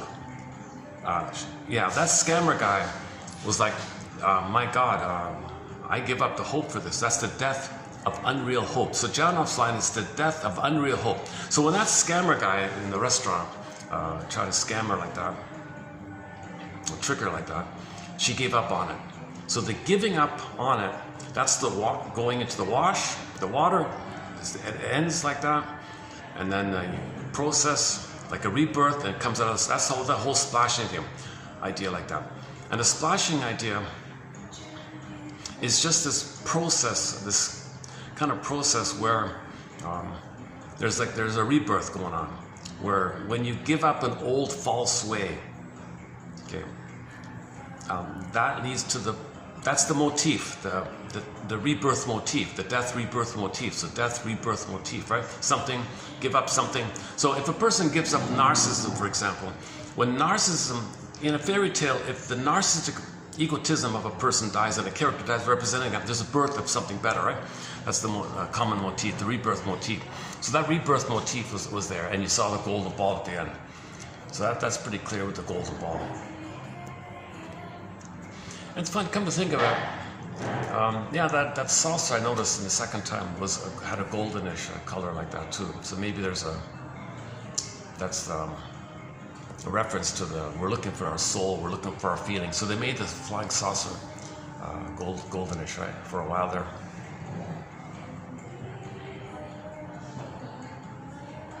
So if the baby's loved, he'll have this golden ball, right? But okay, all right. Okay, yeah, I took this is my first go at it. I just saw it this morning.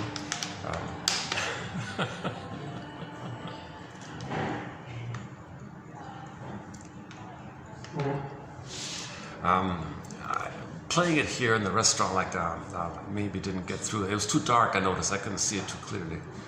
So hopefully you saw it on your own. And then, yeah, she did a very good job, emotionally speaking, conveying that sense of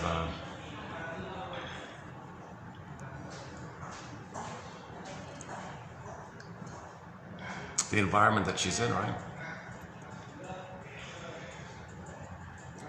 I mean, that kind of environment is a lot of hustlers and scammers, that kind of environment, right? Or well-meaning people don't know, like that. But she wants her soul, you know. Another clue is sometimes when the people get their soul back,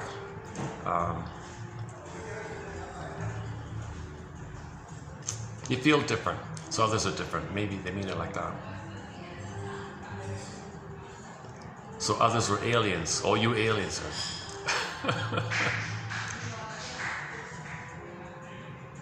So in conclusion, this episode is about self-alienation.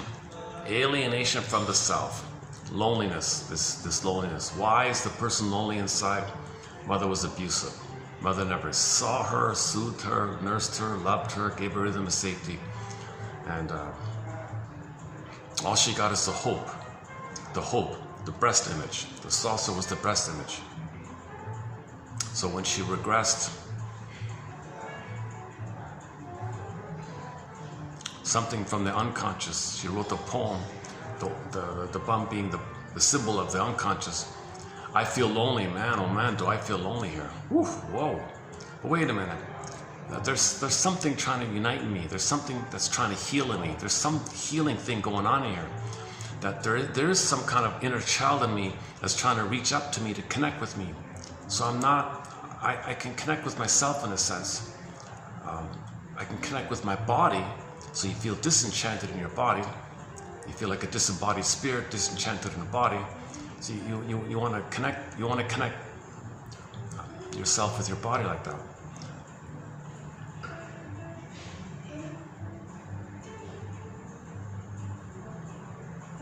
So this is the mystery of healing, right? This is the mystery of healing.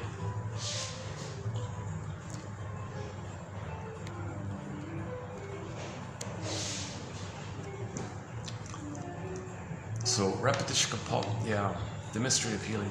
So repetition compulsion. So the dysfunctional lifestyle that she had,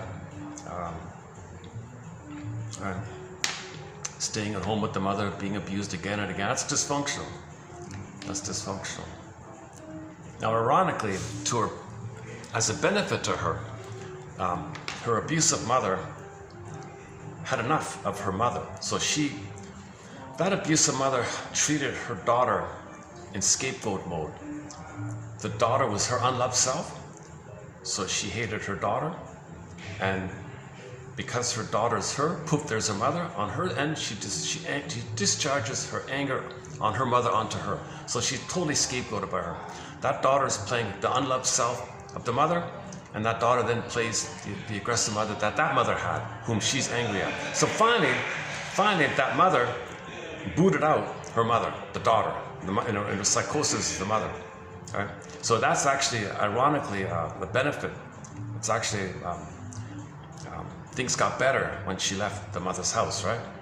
So she moved into the hotel or whatever it was. Things got better. So she's starting to emancipate herself from mental slavery, emancipate herself from this inner tyranny like that. So actually,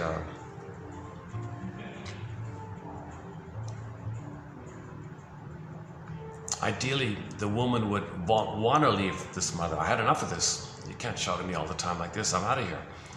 So, or sometimes it's nudged along where the mother says, get out. The mother boots her out.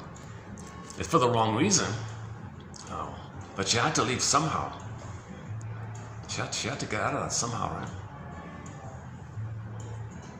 Back to the battered wife one. The unconscious of the dog protecting her helped her to break free. So these are about breaking free from these things, right?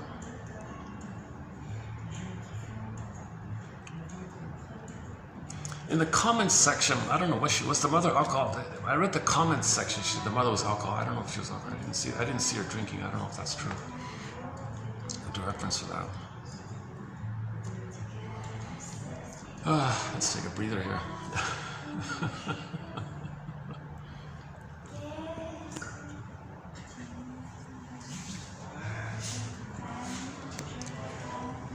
Should I just leave it there then?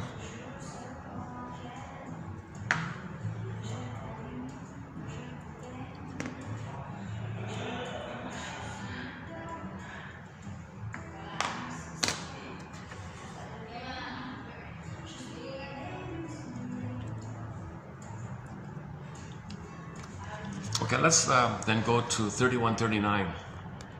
So let's do a preview of 3039, and then I'll do the Masterson quotes later. Okay, so this is a lighter batch here. Just some definitions of terms from a dictionary of family therapy terms. So I found a book called Family Therapy Dictionary Terms. So I just plucked out a couple of them. Okay, let's start off with okay, we don't have the Rorschach. We don't do anything about the Rorschach test, the ink blot test. It's a projection idea, so I don't bother with that. But anyways, this definition of it wasn't so bad. Such a stimulus, okay, the Rorschach test. So you look at the clouds. So it's very simple. You look at the clouds, right? It's kind of like an ink blot, right? And then what do you see? You know, what do you see? Okay, so that's the Rorschach test or the ink blot test. You just take some random, meaningless kind of things like that. Okay. So such a stimulus, like the clouds, a stimulus, like a clouds, or the Rorschach ink blot test, is kind of meaningless in of itself. There's no meaning. It's just a random clouds swirling around. There's no real structure or meaning like that. Okay, so it is assumed that any meaningful perception of it by a person arises as a projection from the unconscious level of mental life. Okay, so if you see a okay, so whatever you think you see there now, okay, the theory here is that you're projecting something from your unconscious. Okay, in other words, you see in the clouds what you need to see in terms of your forbidden wishes, your repressed hostility, or unconscious motives in general. Okay, so Mr. Rorschach perceived this test as a sort of X-ray of the mind. An X-ray of the mind, right?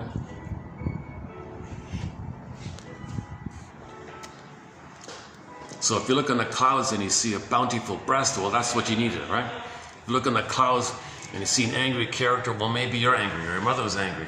You see what's in your unconscious. So it's an interesting idea like that.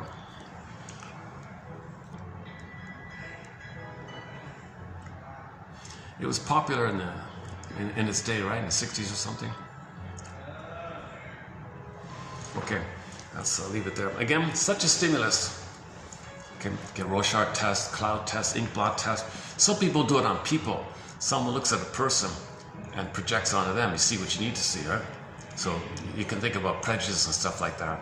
You look at a person, you know nothing about them, just who they are, kind of thing. It doesn't work like that, yeah. I remember one quote said that he projects onto people in the way he projects.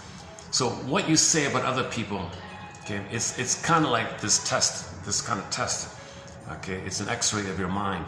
Your projection is an X-ray of the mind, your psyche, your unconscious. You see it on the out like that. What you say on the out is really a projection of what's in. Projection is the means of bringing repressed material to consciousness.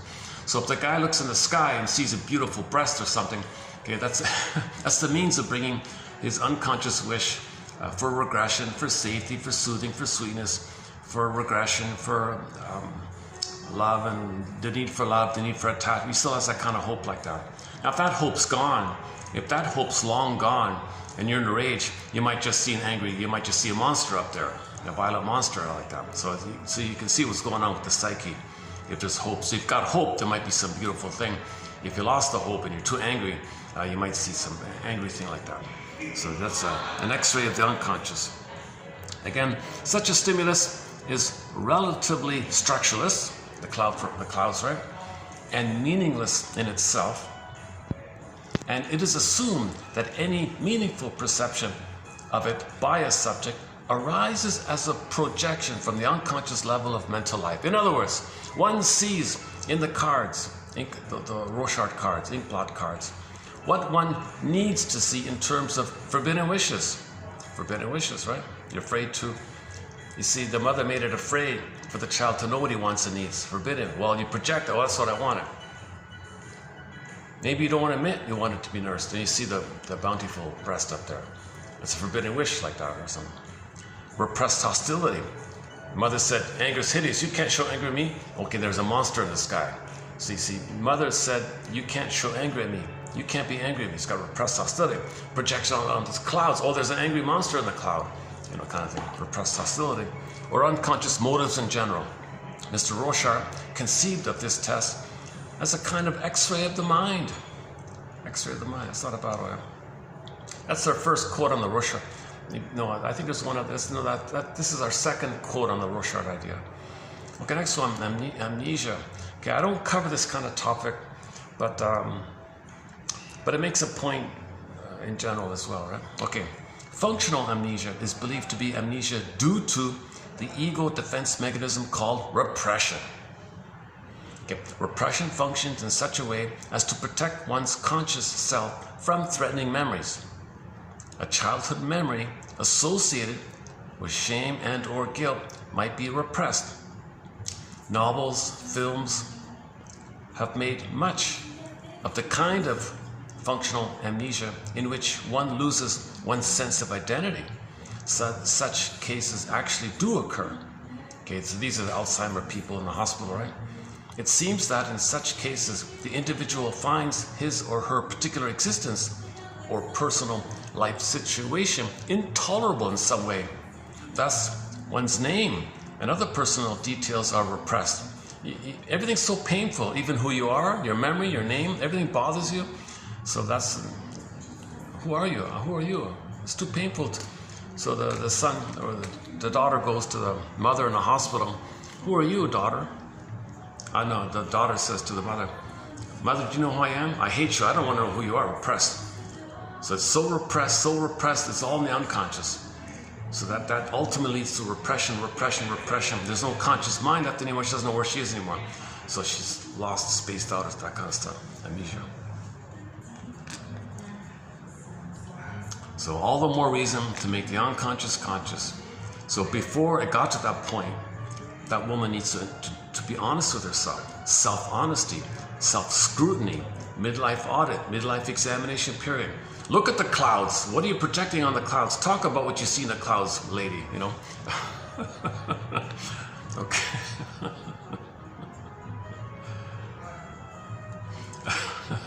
Yeah, maybe we need more cloud gazing. Maybe we need more cloud gazing, and just do it with your buddy. Lie on the ground, on the grass, with your buddy, side by side. Take turns. What do you see? Yeah, I see this. You see that? You see that violent thing? Woo, woo. Okay. So tell me about the anger you feel. Yeah, that means repressed hostility, right? Yeah, that seems to be that. Don't you think? Yeah, I'm surprised I see such a violent thing in the clouds. Well, that's called the repressed hostility. Okay, play the song Repressed Hostility Blues. You might have the repressed hostility blues. Go on. Well, that's true. Now that you mention it, I was afraid to talk about it, but now we're doing this exercise. I know what it's all about. Now let me talk about my hostility blues. Let me talk about the anger like that. So make it into your consciousness. If you don't make it into conscious, okay, you're moving towards this amnesia area in the ultimate extreme.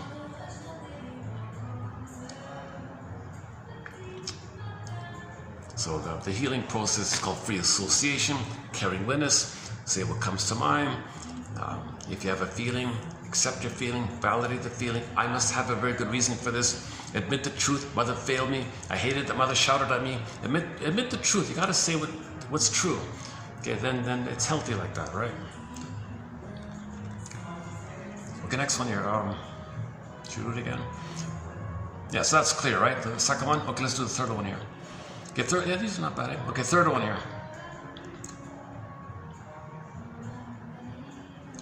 Okay, this idea, so mentioned before, the shadow of the object falls on the ego. Okay, if that's the case, okay, that's unmet fusion. So some people are still needing that fusion.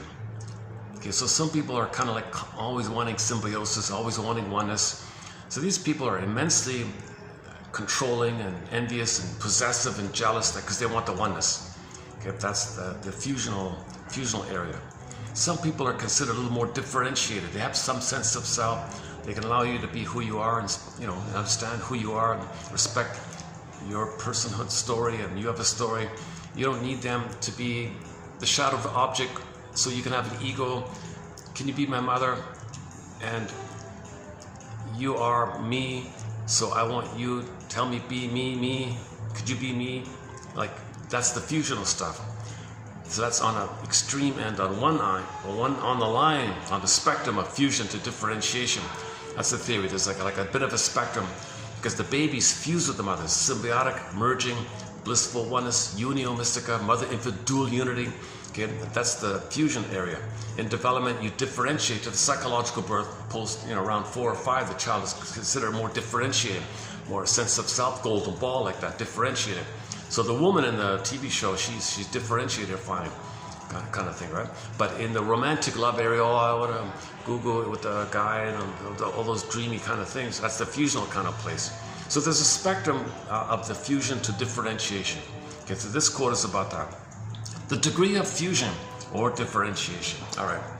So people on the lower end, like towards fusion of the continuum, are not able to distinguish between feeling and intellectual processes. These fused people are dominated by their automatic emotional system. Okay, so their feelings, so it's way emotional. It's just so emotional. If the other person doesn't know what they want, they're very emotional, right? Like, you didn't read my mind, I'm so emotional, I'm very angry like that, right? That fusional thing. Consequently, they are less flexible, less adaptable, and more emotionally dependent on those around them. These fused individuals are stressed more easily into dysfunction and have a difficult time recovering. Okay, so if they had a promise of love and it didn't work out, they may have a hard time recovering, I guess, right? Because that's the object, that's the promise of the hope of mother that was missing.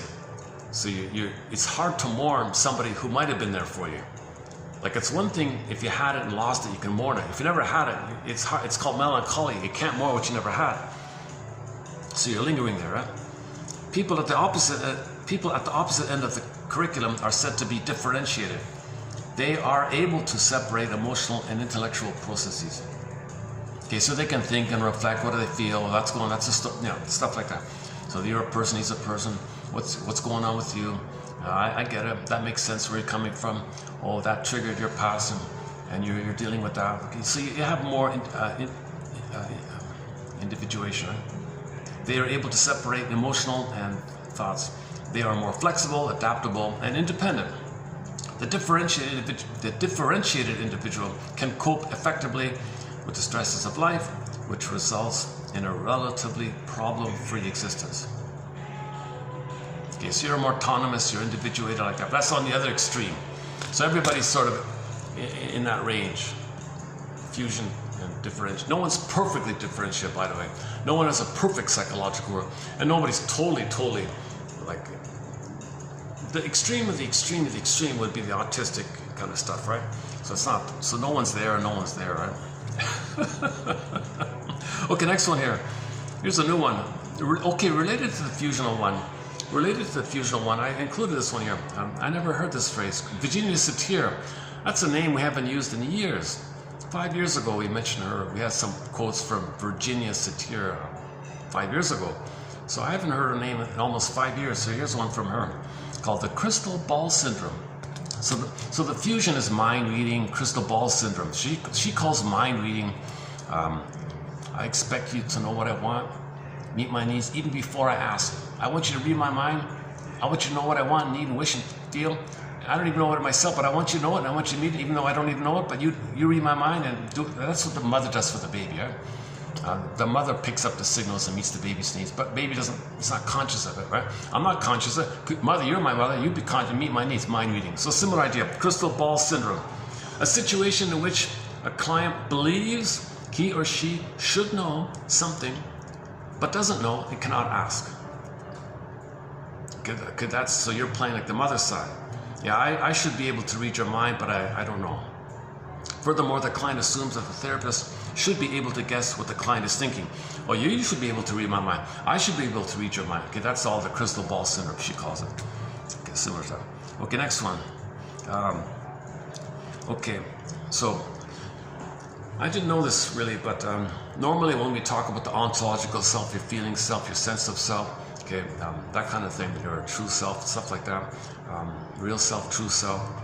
Some people in the self-help people, some of the self-help people don't use this word, real self, ontological self, sensitive self, feeling self, your embodiment in your soul. They don't use that phrase. They simply say the child within, or the inner child, or the inner child of the past. This is a term, okay, the child within is a term used in the addictions field, meaning the real self, the true self, etc. To recapture the child within, the true self within, one must recover from whatever dysfunction one suffers. Addictions, okay, a lack of reflection, spirituality, and so on. The child within is thought to be spontaneous, expansive, loving, giving, and communicating. Similar to the real self, right? So you communicate, generous, empathy, care, Freude, expansive, sharing. The child within accepts feelings without judgment and fear. The child within, or the real self, right? The child within is expressive, assertive, and creative. So he says what he wants to say. He's not embarrassed about it. The false self is thought. The false self. Okay, when the real self is missing, you have a false self to protect the real self. Okay, if there's no real self, then you create a false self as a camouflage to protect the real self. So the false self is there to protect the real self, not replace it. Some people think the false self is the real self, so they're confused. That's called narcissism, etc. The false self is thought to be envious, unauthentic, critical, shaming, perfectionistic, oral fixation, all that other stuff. All right. So just the idea that some people use the phrase "the child within" to stand, meaning your soul. So Yeah, so the soul is sometimes called the child within. So in the self-help world, I didn't know this, in the self-help world, or the alcoholic recovery world or something, they, instead of saying soul, they would say the child within. Is that it? Okay. Now let's, okay. I mentioned Paul B. Russell at the beginning of this video, that we just completed an 8-video run. I got a few follow-up quotes, spillover, that I'll do here. So let's do these ones here. Okay.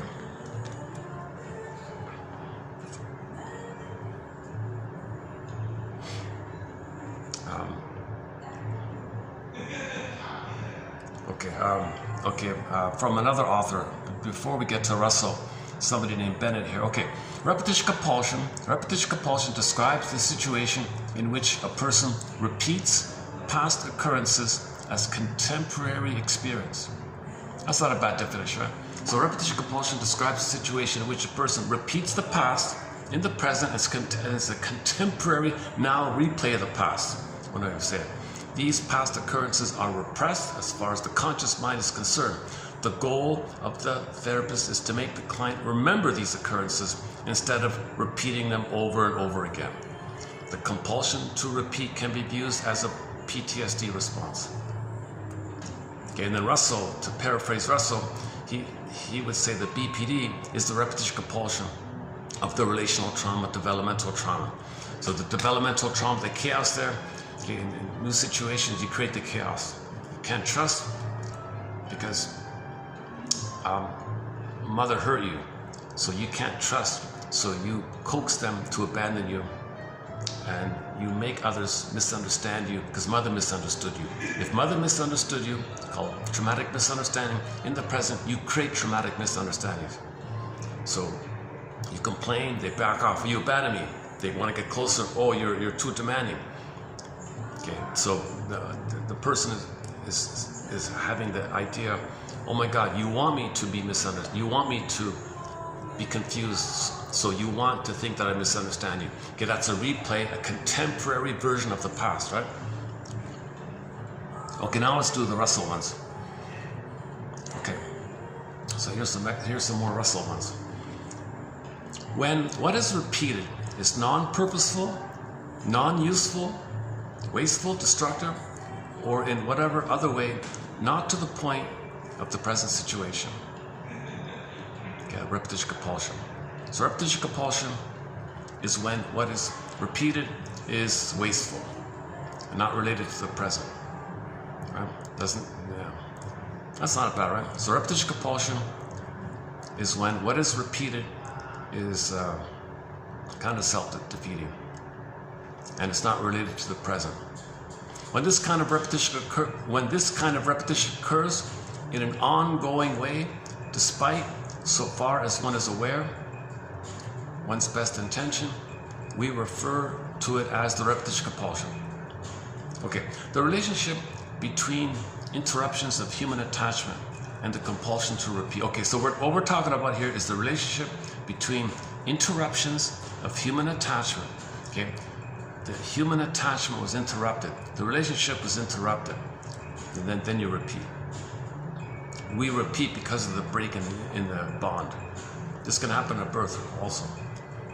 The repetition compulsion, if it happens at birth, they'll have that fusional thing going on, probably, right? And see another thing about these relationship things.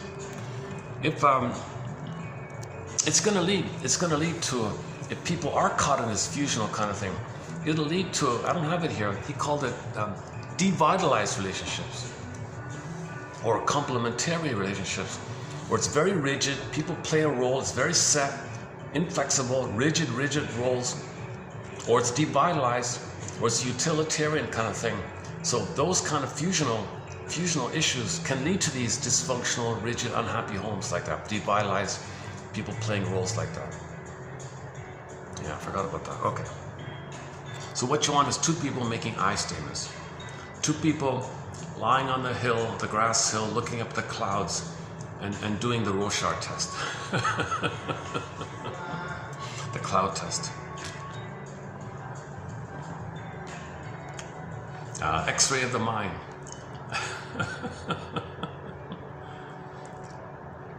The compulsion, the repetition compulsion, is the repeat of crises of attachment. Yeah, okay.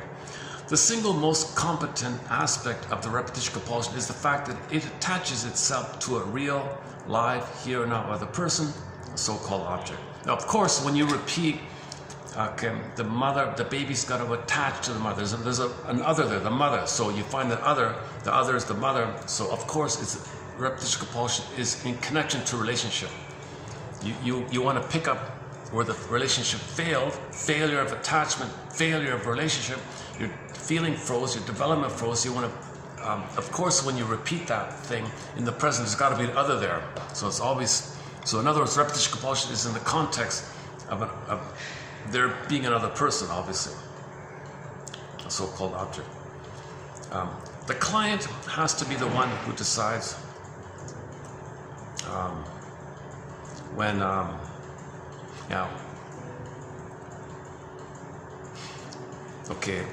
so Libya is all about give the client space to identify his wishes. Don't say, like, remember, see the counselor in the Twilight Zone?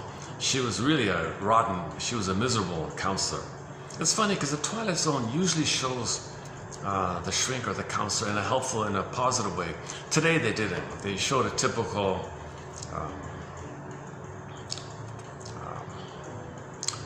controlling. You should explain to me what you saw. Well, why do you think the alien? She wasn't really tuned like that. So she was a rotten representative of the shrink thing, and that's what they were trying to do on purpose, actually. But so the shrink wasn't helpful, right?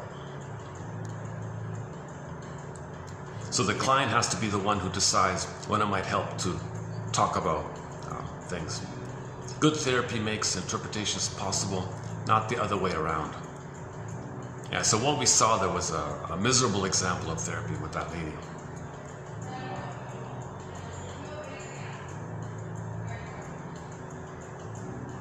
She was no Polly V. Russell.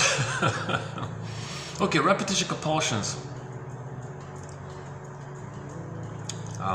Urgently solicit involvement at the same time that they protectively, self-defensively, but also destructively keep distance. Modal refers to this as this cocoon within a cocoon feature as characteristic of the attachment of narcissistic personalities. Cocoon within a cocoon. So the child's got to protect what little that he has, but there's chaos around it. So the chaos is the cocoon, and what he's protecting is the cocoon within the chaos of the cocoon. I think that's what it means. And narcissism, they live in a little solipsistic bubble. That's their cocoon, right? The reality of early trauma, in which the need is at one and the same time to reestablish relatedness, while at the same time to preserve as safe from attachment the injured, endangered, and vulnerable sectors of the ego. Yeah, same thing. Okay, we need a strong ego. A healthy ego, or an adult ego, which is what we're trying to develop here. Okay, ego strength consists of the capacity to use affect as signal. So when you're feeling something, that's a signal. It's a signal, communication. There's a need underneath. There's a wish underneath. Affects are signals. So when the baby's screaming, that's a signal. Can the mother interpret that? That's a signal. You're communicating something. You have a need, don't you, baby? She's got a good ego. Okay. If the mother doesn't have that ego, and she thinks, oh, you're criticizing me. What the hell? The baby's communicating an SOS. The baby's rage and fury is an SOS for love. It's an SOS for connection. It's an SOS for safety, relationship, attachment. So the mother with a proper ego will understand the baby's rage is a signal that the baby has a need for the connection. The mother has a healthy ego. If the mother doesn't have that healthy ego, she projects her mother onto the baby. Oh, baby, you're criticizing me, just like my mother criticized me. Oh yeah, well you can't be angry at me. She fights back with the baby. Now the baby's anger's got to go in. Okay, then you go from there, going down the line from there. When it comes to the repetition, compulsion, everyone is his or her own theorist, his or her own philosopher. Usually they're pretty good at it. He was saying, if you get people to talk about, yeah, why do we repeat? Everyone will have these theories and things. On his tombstone it says, I saw the tombstone, it says philosopher, doctor, philosopher, healer, or healer, doctor, philosopher, healer, doctor, something like that. Had those three on there. So here it is here. A great deal of the repetition compulsion has to do with the search for safety, waiting for the right time, waiting for the time when the repetition can be rendered. Yeah. So look at that, a repetition compulsion. When a situation presents itself for a connection, it's gonna repeat. So it's always waiting to repeat. So the 45 in your hand, it's just like waiting, new situation. Okay, play it now. Waiting, oh, play it now, right? So the waitress, she's got this record, she wants love or something, romantic love. So waiting, oh, handsome guy asks her out, play it, oh, okay. But it's gonna be rejected. So every new situation, she's gonna recreate the disappointment, right? So that guy scammed, so in that diner thing, right? The invitation, right? The cheesy guy, right? So when he deceived her, that's for her to know that her mother deceived her. When that guy wanted to use her and extract for his gain, that's what the mother did. So her repetition is to replay what the mother had done to her. So that woman, Margaret, has a memory of the mother exploiting her, using her, extracting from her, okay, not caring about her, not seeing her as a person. That's what that fellow did. That fellow was a replay copy, repetition copy, replay copy, new situation, okay, waiting, replay. He comes in, oh, I'm going to replay. So she unknowingly is replaying what happened to her with her mother. He's a copy of the mother. Okay, that guy, okay, he didn't care about her. He wanted to scoop on the thing, the story, so he can sell it and make money. That's all he wanted. He lied, didn't care about her feelings, didn't care about her wishes, didn't care about it. He's only egocentric about himself. That's what the mother did. So when we repeat, it's a communication of her past to us, like that. So that's something that wasn't presented in the episode.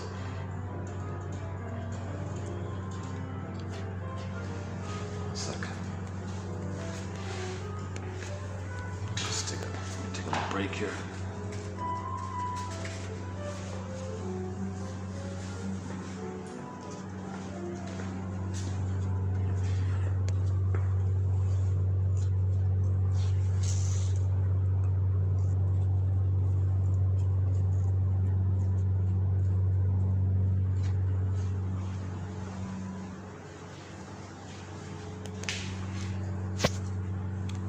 That meeting's still going on there.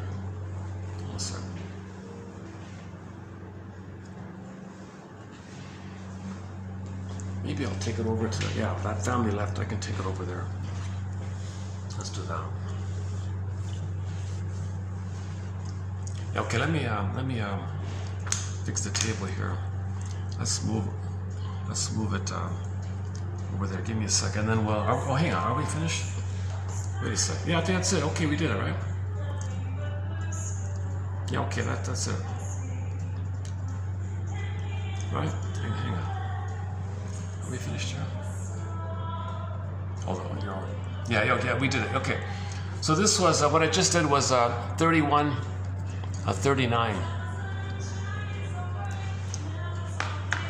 That last little section on Libby Russell, that gives you a clue to what you'll expect when you go to 31 to 8. So it's filled with those kind of little insights. He writes clearly. He's very lively and engaging.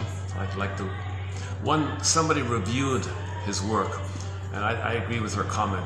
When you read his material, you feel engaged and you feel alive.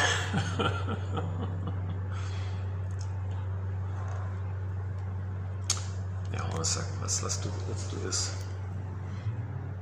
Or let me first check it.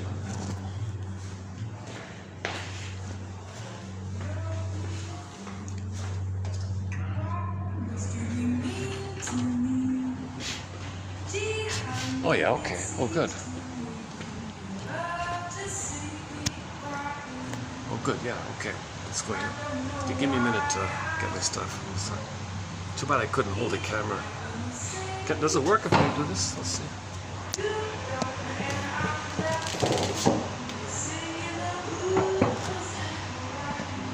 Does it work if I do this?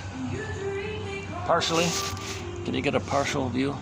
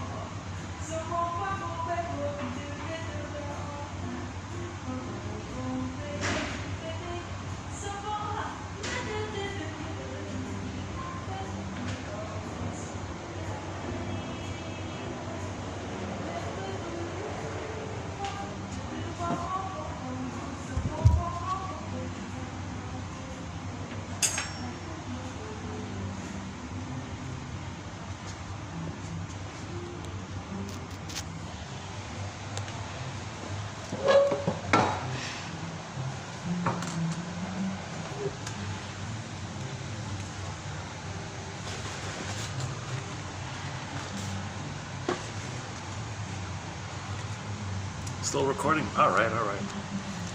This is my favorite spot. This is my new favorite spot here. Okay. This works better because then I don't have to worry about thinking I might be interrupting them. Okay. So that's 31, 39. So today's batch below is 3094, right?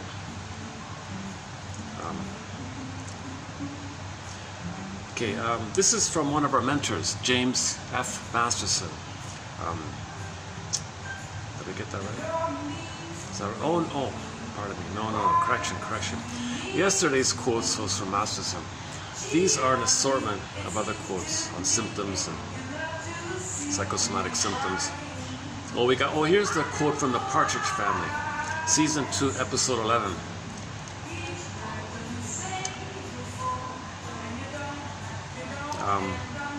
So the kids were taking things from the older brother, his famous older brother, to raise money for a good cause kind of thing. So he would things would be missing. Where's my comb? What happened? It was just here. No, it wasn't. Yes, it was just here. No, it wasn't. They're denying the reality. Those socks that I had, where are those socks? They were just here. No, they weren't.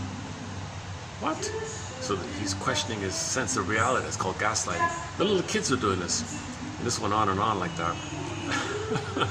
So finally he said, you guys, you really made me feel like I was in the middle of the film, Gaslight. Didn't you know you were driving me crazy? Bananas?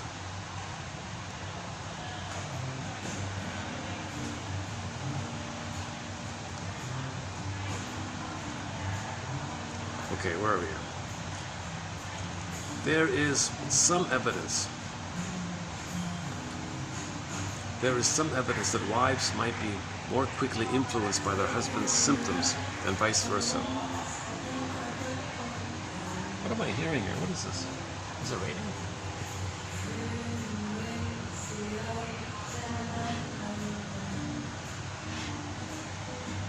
Sounds like it's raining.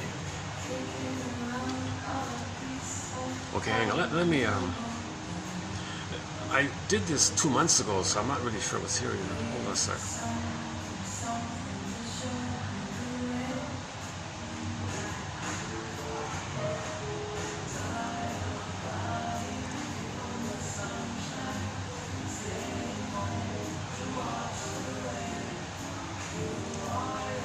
Okay, you know what? We have, since this time, there have been better quotes on psychosomatic symptoms by Russell. Yeah, Russell has one about the masquerade. So symptoms represent the miscarriage of your wish and the developmental relational failure that led to the miscarriage. So baby had a wish that mother would love him. It was miscarriage, defense, symptom. Symptom reveals the miscarriage of the wish due to the failure by the mother. Mother failed the baby, baby had a wish, mother failed him, baby coped with it by turning the anger on the body, goes in on the body, symptom. Now the baby's got to turn to his pain and the symptom to hold him. Mother didn't hold him, he turns to the pain in the body in an attempt of him holding himself somehow. I think that's a more helpful idea.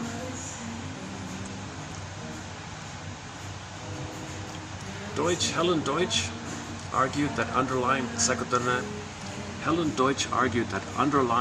psychodynamic processes not only influence health-related behaviors, but also have direct effects on the body's organ systems. The notion that unconscious dynamics could influence bodily functioning directly was extended and elaborated by Franz Alexander and others.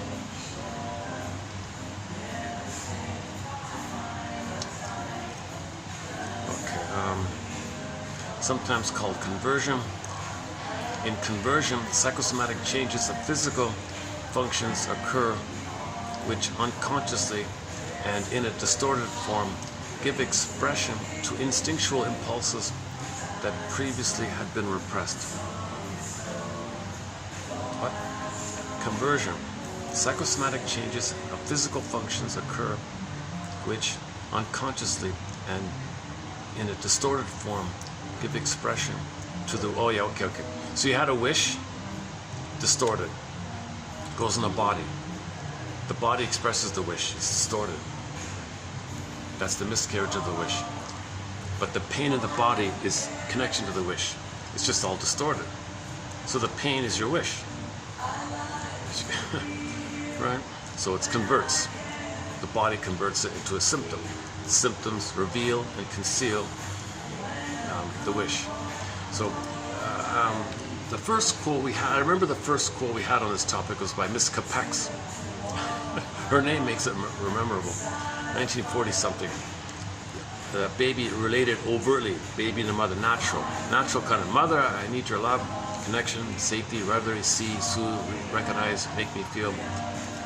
I need your sweetness and tenderness. And hopefully you'll think well of me and accept me. See me for who I am, treat me as a person, I'm a human being. I need that kind of thing.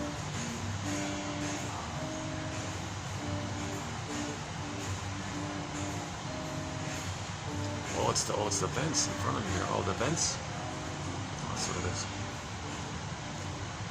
Because it's relational.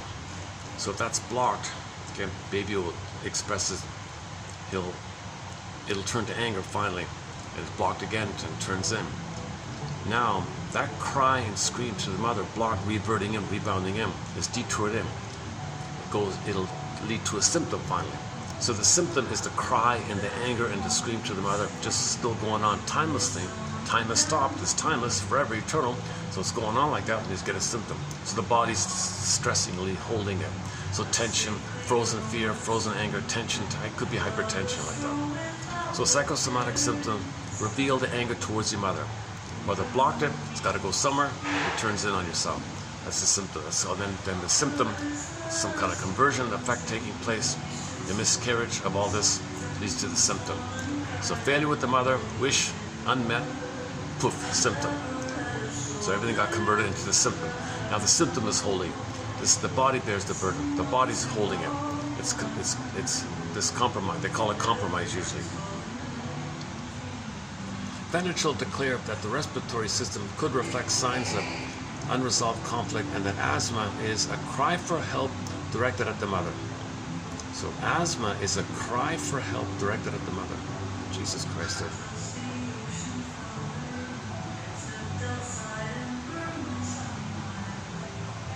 If there's so much conflict with the mother, one of the symptoms can be asthma, it seems, according to this. We had one quote about the baby being born with the cord twisted around him. He wasn't getting enough oxygen, so he ended up with asthma from that. Disclaimer, disclaimer, I'm not a doctor. 1 out of 10 here. Oh, what's his name again? The syndrome? The guy who wrote that Twilight Zone episode, that guy's name, Syndrome, whatever it's called.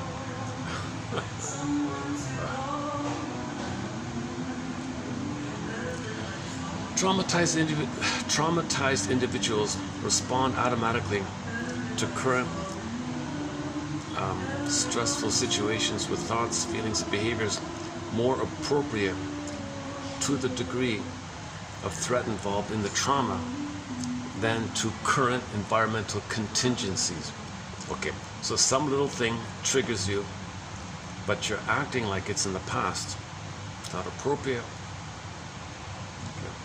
So traumatized people, okay, respond automatically to current life stressful situations with thoughts, feelings, and behaviors more appropriate to the degree of threat involved in the trauma than to the current environmental contingency. So somebody's triggered, you're dealing with the fears with the mother. When an individual is intensely upset. Okay, by the way, this is called the antecedent approach. When you trigger, look for the antecedent. Look for the antecedent. Unmourned losses, unprocessed trauma. Okay, antecedent. All that fear there with the mother. Some little thing sets it off. Catalyst idea. So, you hope that somebody could be the good mother that you were waiting for. It didn't pan out. That triggered the failure of the past and all the feelings that came around it. That's why you were attracted to that person, to pick up at that place, to resume, to get a better outcome. That person can't be that. Nobody in the present can be the missing good mother they should have received back in the past. No time machines, no morphic people don't morph, no time machines, you can't do it. But that part of the brain still has that kind of hope. So, somebody has their own life. It's realistic, come on. But you're feeling immense fears around the past. That's called the antecedent. Look for the antecedent. So when you're triggered, parse out that the trigger is in the present, but the feelings are related to the past trauma.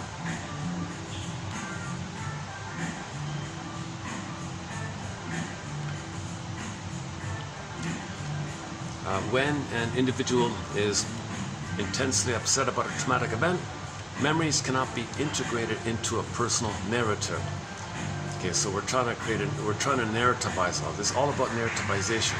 Trying to create a narrative, resulting in the memory being stored as sensory perceptions, obsessional ruminations, or behavioral reenactments. So behavioral reenactments, often called acting out. So acting out means you got too much pain, so you act it out as a way to discharge, or distract, or something. Okay. Obsessional ruminations. Okay, that's there because it's a failure of emotional processing. If you can't feel something, your mind's spinning around looking for story, but you can't find the story. So you're spinning around looking for the story. You're spinning around. What's the need? What's the feeling? What's the need? What's the feeling? What is it? What is it? Could have been that. Should it be that? Could have been that? What does that mean? What happened? Like you don't know. You have no data, right? That's why quotes help you. It fills in. It grips. It gives you little grips so you can move towards feeling.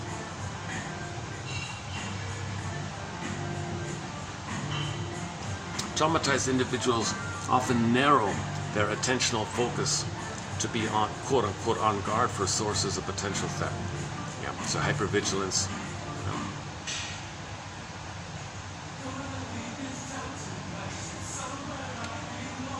So this is a so-called paranoid issue, right? Mother was aggressive, so you see everybody as a threat like that. You're still living in the past.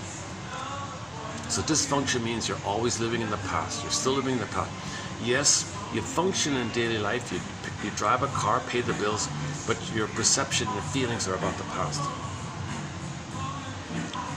Hence, they are prepared for... Okay, so in the case of the sympathetic nervous system, okay, they're revved up all the time. Okay, increased heart rate, sweaty palms, maybe, and so on. This phenomenon can be experienced too much of the time.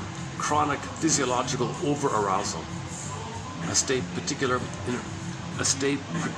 inappropriate because there is often no current threat to be concerned with. Because this physiological arousal is similar to the physiological state that was present during the onset of the traumatic memory, i.e. during the experience itself, the individual will more readily recall memories of the traumatic event. This can result in the experience of involuntary intrusions of the traumatic event, which further increases physiological arousal. This vicious cycle clearly perpetuates both the negative physiological and psychological aspects of traumatic memories. Yeah. So you're scaring yourself, right? Mother hurt you. You see your mother and the people. You're scared in the present. You're reacting like that. You project again the mother on people in the present. Self-fulfilling prophecy, self-confirming prophecy. Distort, twist, wrench, misuse, see it that way. Triggered again, fighting again. See, then you're more aroused like that. Is that it? Okay, penetrate. That's about it. Deutsch. This batch here, I gotta admit, this batch might be a little on the... Is that it basically? That's most of it. Let's just leave it there. Yeah. We've done a very good run of quotes by Polly Russell. Today might be a little on the maybe less helpful side, I guess. Hopefully, who knows? I can't predict, right? So check it out. If by chance, the first one's key, yeah. Oh, here's one by Masterson. Okay, so this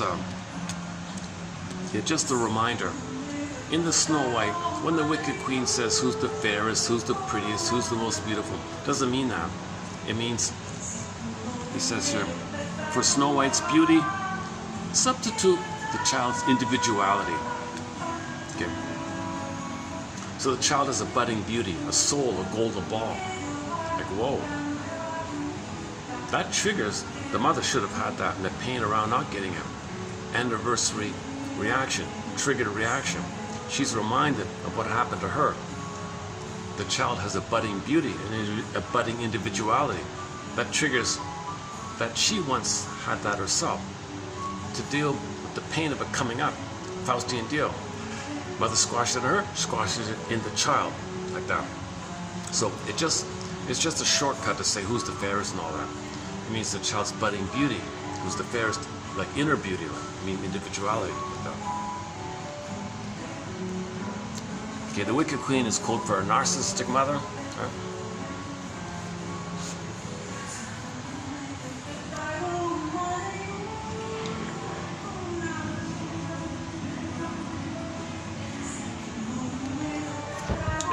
Is it worth replaying that episode? Things are calmer around here now, right? Maybe I can try. Should we play it again?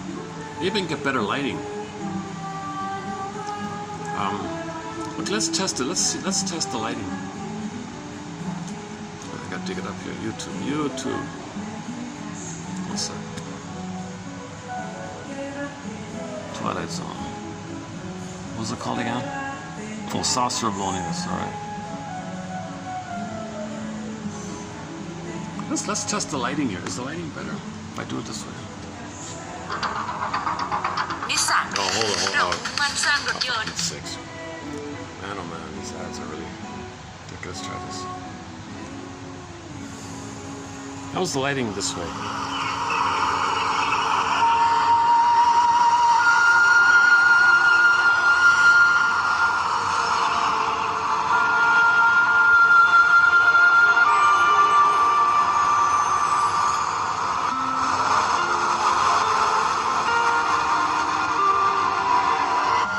Or what about like this?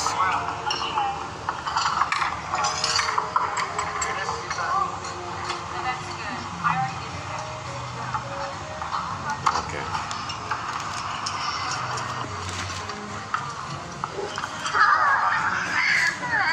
It's too okay. It's like it's too much reflex. It's dark and there's a lot of reflecting here. Let's just highlight a few points here. Let's see. Walk me to my car. Sure. Well, let's do this. Let's do it this way. Let's try this. It's hard sometimes, isn't it? I used to be able to get a picture, holding hands with someone, sitting close to him in a movie. Even make Okay, so there's the thing about I used to dream, I used to have hope, now I give up on it, right? can't even hold the given I love it. What are you gonna do? Give it time. I don't know what else to say. Nothing to say, really. And all well-meaning people can do is give you cliches, give it time. Who know, you know, people don't know. No one knows what to say to people.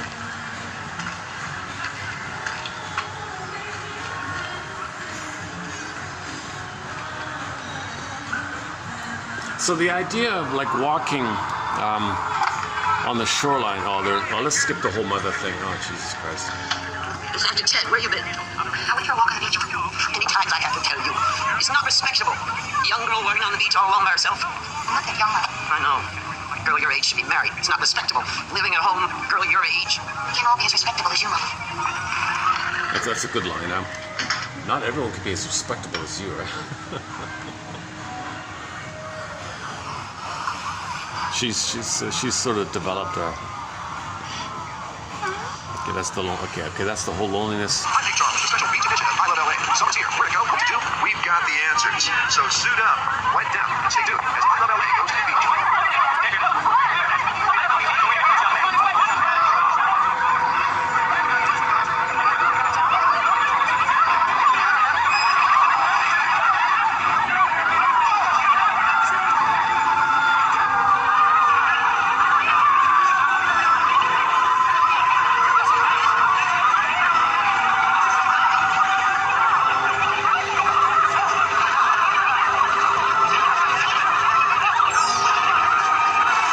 You know, it might be the placenta, actually.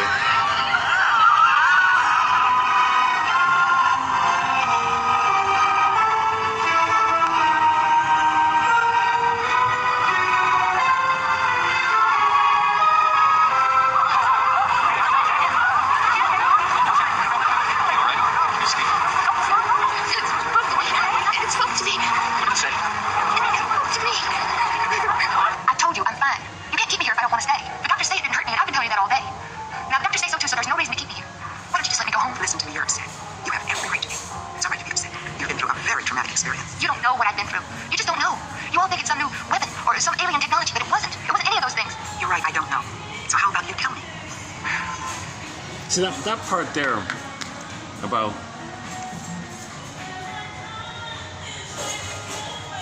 the tendency for people to project the image of their rage and the mother that's inside on the outside and think there's some dangerous thing on the outside, something external. So on this point, go to the film called Forbidden Planet, Monsters of the Id Monsters. So other people would do that. Other people would say there's some alien scary thing inside, but they don't know it. Too painful to admit it. So the way to not feel the pain associated around your anger, because it's so repressed. When something's repressed, it's projected. So when you project it, okay, you see, look in the clouds and you see the monster. Okay, it's projected. So similar idea. So this flying saucer thing can be like everyone's looking in the clouds. She sees the placenta or the breast or something, and she feels one. She feels a time of blissful oneness, a time of reconnection with herself. So it's a regression. It's maybe a stressful regression. So she went back because of the stress of her life, living with the abusive mother. So she regressed like that and felt a little better and felt a little, wow, okay, that's who I'm supposed to be or something. So she saw what she needed. She needed to see the breast, the saucer as the breast or the nipple or the placenta, let's say. Now other people have given up on that. Right? They see their anger with him. So when they look at the Rorschach test, they see some scary, dangerous, threatening kind of thing, invading kind of thing. Okay. So she projects what she needs. Many people have given up on that, and they have anger inside, the monster like that, the alien side. So in the Rorschach test, they see the monster like that. But like the Forbidden Planet says, monsters of the id monsters. So she was saying, all of you people think it's some alien thing. I'm telling you, no, it's not like that. Yes, it is. No, seriously, it's not like that. Everybody has a need for love. You forgot that. You're just so angry about it. And you see your anger in the sky. I see the original need for love. You've given up on love. And you're just filled with hate like that. So that's the monster of the id. And you don't know it, so you project it in the Rorschach test, the cloud test, the ink blot test. Like that. So this shrink had no clue about it. If she's a shrink, I'm not sure. Maybe just one of these I don't know, PhD, or maybe like she has a PhD in psychology or something. How do you know the message was meant for you? The message was for me. The saucer searched for just the right person to tell, and it chose me. How? Explain it to me. Yeah. I don't have to explain anything to you. See, I haven't broken any. See that's not what therapy's about. Like the shrink says, maybe the shrink can offer a tentative Columbo-like thing. Notice, could it be this? What do you think? Explain it to me. That's like a demanding mother. Tell me, justify yourself to me. So that's why she got angry in response. That triggered the demanding mother. You explain it to me. Why are you late? Well, why did you come late? Yeah, explain it. How can that happen? You tell me. So she's easily going to trigger the critical mother, right? Laws? I mean, You can't keep me here if I don't want to stay. I'm not sick. I'm not hurt. I didn't even have to tell you my name if I didn't want to. so in a way, she's starting to speak up for herself, right? She never did that with her mother. She never really did that. So in a way, it was a therapy moment for her to speak up for herself. I did nothing wrong. I didn't commit any crime. Leave me alone like that. So that's what she should say to the mother, right? So in a way, she's growing like that. So after the experience, she's starting to find her voice, right? Yeah, okay. After the regression and the reminder of who she really is, but it's undeveloped by the regression. So somehow she's reminded of what she lost. So in some way, she's reminded of what she lost. I'll play the clip by Jim Croce, a song called Age. With a nickel or a dime, I've searched the world for something I left behind. So her encounter with the memory of the oneness with the breast was something she left behind, who she would have been. So she's restored a little bit like that. She feels a little better. It's like,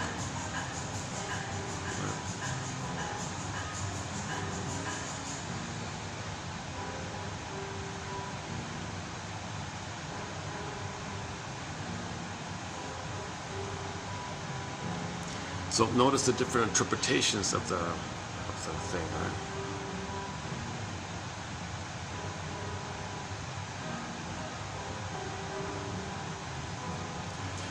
And the newscaster said that it was just some kind of metallic thing.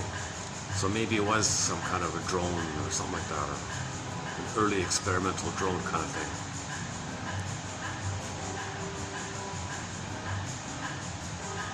Or maybe it's a PR, maybe it's a stunt. Like you said, it might have been a hoax or something.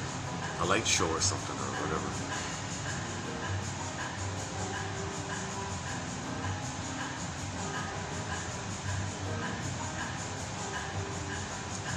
Back to the Rorschach test, right? You look in the clouds and what do you see, right? Okay, let's go on here.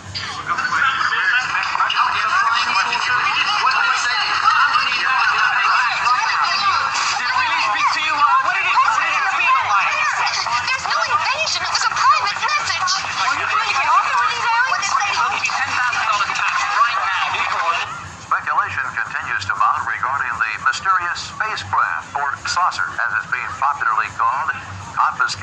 Los Angeles 3 days ago. When cut open for lab test, the vessel was revealed to be empty. No mechanisms whatever to account for its flight. Theories range from some sort of plasma propulsion, which, once exhausted, simply evaporated, to speculation the entire incident was merely a hoax. Though that fails to account for the mysterious alloy of the saucer's hull. So engineers at the jet. So there's nothing in it. It's just this plasma thing. There's no mechanical, there's no engine, there's no motor, there's no nothing in there, right? But he said there's a metallic thing about it. Jesus, eh? So they really left it open to all kind of options, right?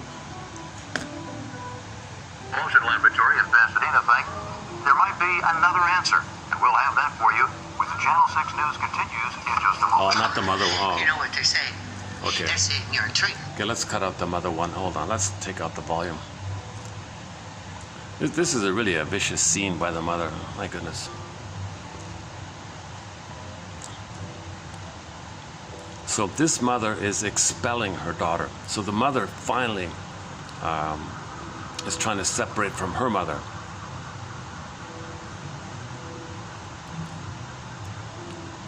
So this daughter was immensely unloved if she was scapegoated by her mother. Let's get back to volume here.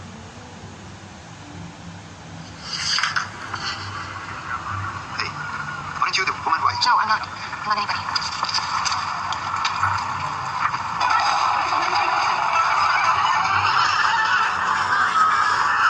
Oh, this is the religious thing, right? Okay. So this mystery about her reporting that she got a message from an unknown thing. Okay, the religious woman thought she wants magical rescue healing. That's what she wishes. So like a Rorschach test, this woman with the kid projects what she wishes onto her. Right? So Margaret is not seen for who she is, like everyone else. No one sees her for who she is. So the woman with the disabled kid wants a magical miracle healing. Please heal my kid like that. How can you be so cruel? It's just my kid. But it's nothing to do with that, right?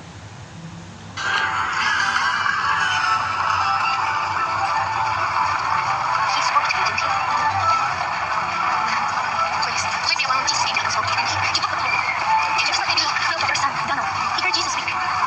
Please, it's fair. He hears Jesus all the time. He's right behind him. I call my husband, but he can hear Jesus.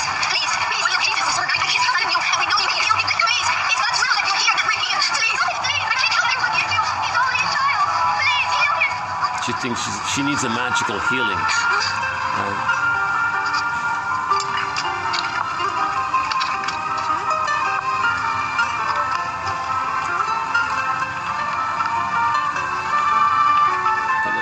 So this is from the unconscious. Now, my theory, once again, as she's writing it, inside her is that beach bum, a symbol of the unconscious, creating the poem. So that's the start of making the unconscious conscious. So she feels connected with herself. So the first part is the poem came out, but can she consciously kind of like accept it or something? Like you say it, maybe there's a little delay like that. So there's a little delay like that. And the beach scene brings it up to her in the wash, and then the golden ball, right? Transformation.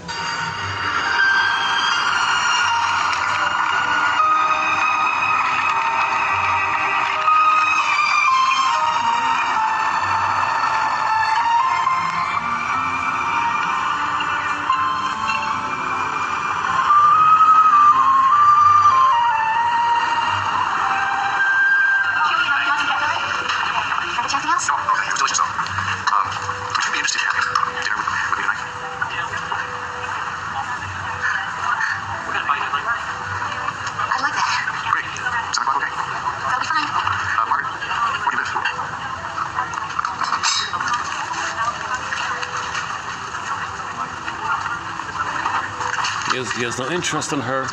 He just wants the money to sell. He wants the story to sell to the newspaper. Right?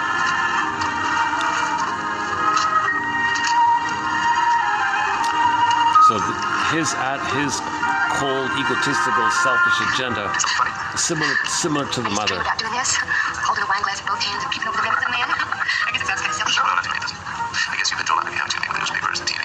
Yeah, they just won't leave me alone. They all want to know what it said. Joey, before all this, I used to notice you. When I came to the cafe. You did? Yeah, I did. So, what did it say anyway? No. It was private. Oh, come on, you can tell me. Please don't ask me that again. Mark, I'm not asking you to take it to the papers. I'm just saying that might do you some good. Just tell one person so they're not your chance. Excuse me. I'm not feeling very well. Mark, wait, Mark. Hold on, Mark. Now, look. What's the Daniel! Wait. Daniel!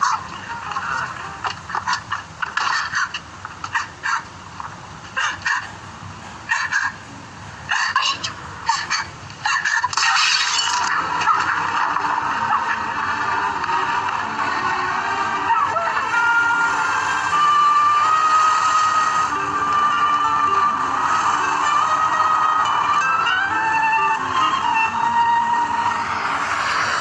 So imagine a 30-year-old who's never been on a date. She goes on her first date or something, and he only thinks in those kind of terms. No feeling about her situation like that, right?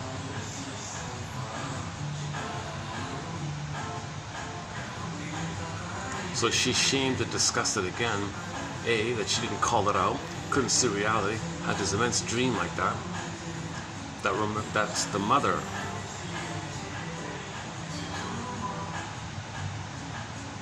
That repeats what the mother treated her. The mother hated her, so then she hates herself, looks in the mirror, sees her, she's the mother, and hates her. So when she throws the thing at the mirror, okay, she's identified with the aggressor and sees herself projected into the mirror, and she's acting the voice of the mother. She's fully the mother in that moment.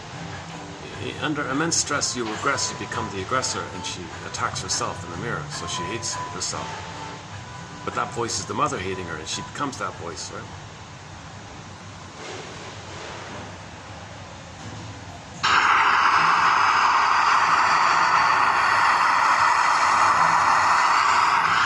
Okay, and this is my theory about the delayed onset. Unconscious coming up. If the bum appears, and he knows the poem because he wrote it. She wrote it, but he's a part of her, right?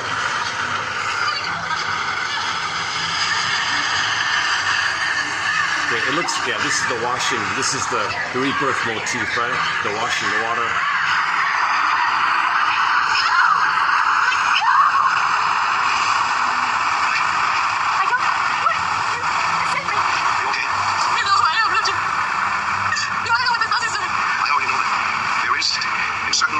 A loneliness unspeakable, so great it must be shared as company is shared by lesser beings.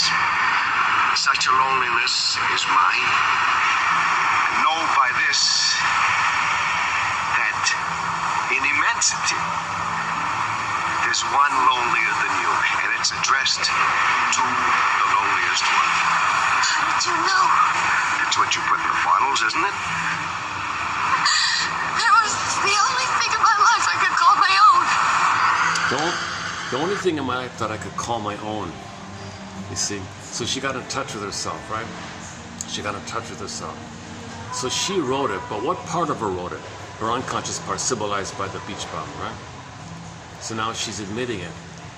This is something true about me. This is some real thing. So writing a poem, that's really how you feel about her loneliness. Okay? So an authentic, poems are meant to be like your core truth or something, right? You don't care about grammar or whatever. You just, somehow you got to get your core truth out. That's her first poem. It connected her with herself. See, then the golden ball came, the washing around came. The only thing I could give anybody. I just couldn't take it anymore. No, I'm gonna go. You're gonna see. And I wasn't part of my own loneliness. I found it, and it made a difference. It really did. When I read it, I knew somehow this was connected to the saucer. Now, and when I read the words, now in that condensation, now you got another blending in, turn the page like that. Now he's playing the role that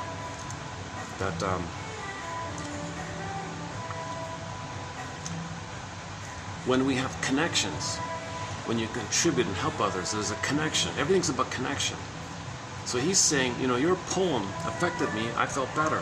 So there's a connection like that, right? Another Twilight Zone was the pitiful teacher. All the kids were falling asleep. So he realized he was a failure like that. But it turned out, no, in reality, there were a few kids that felt connected, so he felt better like that. So it's all about connection, right? Life force is object seeking. It's all about connection. So we clearly see the issue of connection with children, obviously, and babies and children, and the animal kingdom like that. Yeah, she mentioned the animal world, right? So we see the issue of connection like that. What about adults? Is it over with adults? It's just more subtle. It's still there. And somebody said, even your prizes and your accomplishments, it's still about connection, right? To be seen and be accepted. Affiliation needs. One person calls it the affective drive, the emotional drive. Life force is object seeking. Feelings are object seeking. Right? So him saying, I was affected by your poem, that's a turn the page scenario, different thing.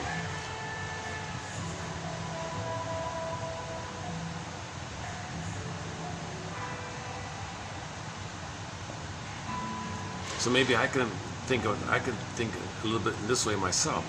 I don't have many views on this channel. It seems to be banned, or I don't know, shadow banned or something. But I still think, as long as the channel's there, maybe someone will pick up on it and benefit from it. So I want to help too, you know. I'm no poet, obviously. But who knows, like that teacher, you never know, maybe you do reach somebody sometimes.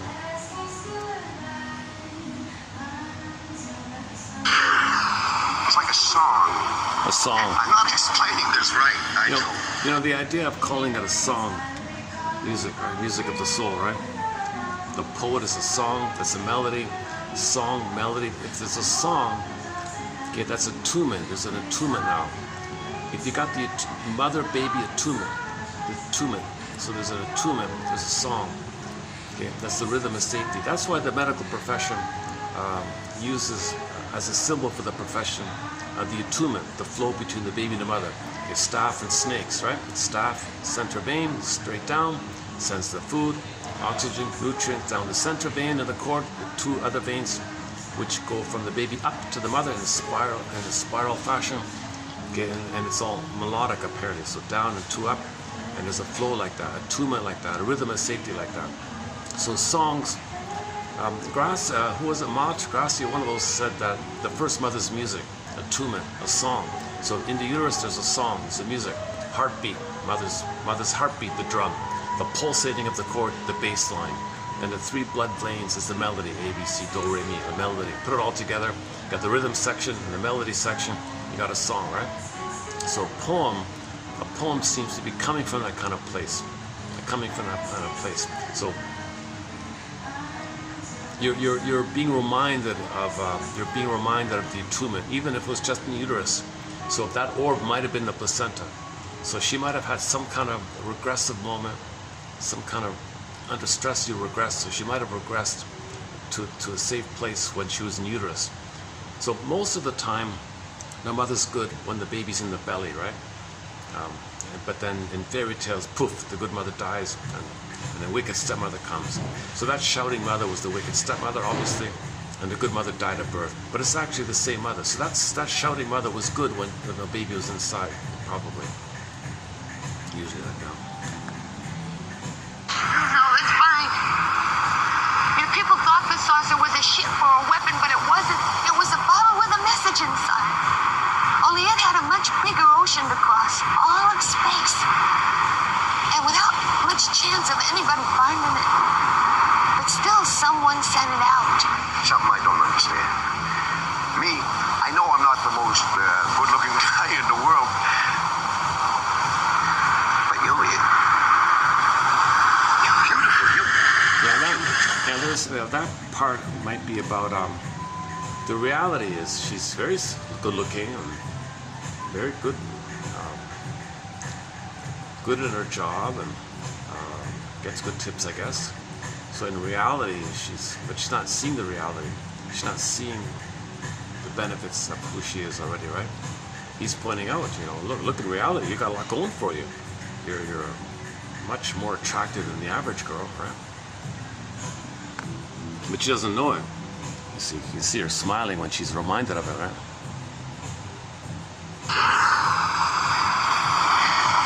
Those words were my words. They're what I wrote. But that's not what the saucer said. Exactly. That's not what the saucer said. This is. So the blissful feeling, Give me your hand. you have your soul. So the natural state is your feelings. The natural state of affairs is that you have your feelings. That's the golden ball. When you have your feelings, you feel embodied. That's the golden ball. So when there's a tumor, and before mother hurt you, before mother traumatized you, at least in the uterus, you had a 360-degree radiant aliveness personality. Robert Bly says we all start off with a 360-degree golden ball radiance. So she's reclaiming that. We had the golden ball, we lost it, I want to get it back. Message found in a bottle. Sender unknown. Still alive or long dead. The last of his species. Or a traveler marooned on alien shores.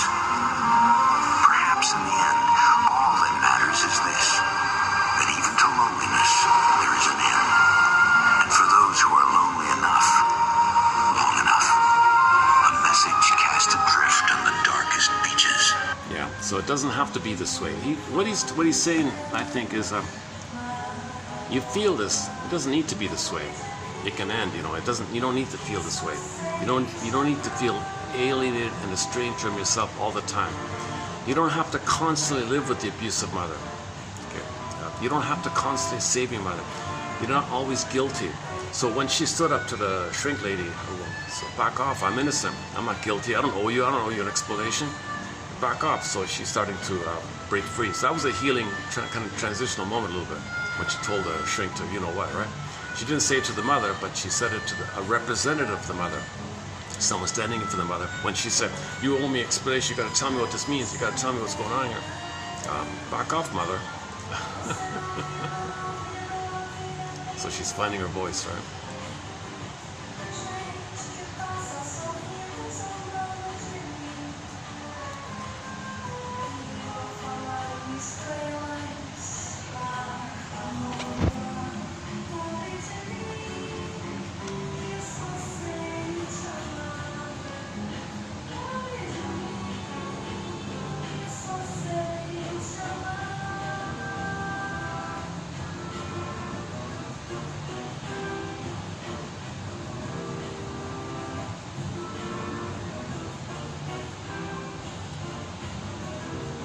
Well, this is the song I was talking about earlier. It's copyrighted. It's One of Those Nights, Yes Love. Oh, It's One of Those Nights, Yes Love by the Partridge Family. Yeah, very good song. Just added it to the soundtrack. How are we doing here? Let's check the time. Yeah, maybe I should have started the video later, after the meeting. It's hard to tell. Let's see. It's 4:46, 35% on the battery. Just go for a walk outside. Wait a minute. Oh, 4:46. They open up at 5 o'clock upstairs. They've got very loud techno thumping music. It's all copyrighted, so I couldn't really talk much. Let's see. What is it? So they open up in 15 minutes. Yeah, maybe we'll give it a try. I've still never, I haven't been to the rooftop thing yet. Yeah, this hotel is they just opened up the rooftop thing. It It was under construction last couple of years, I think.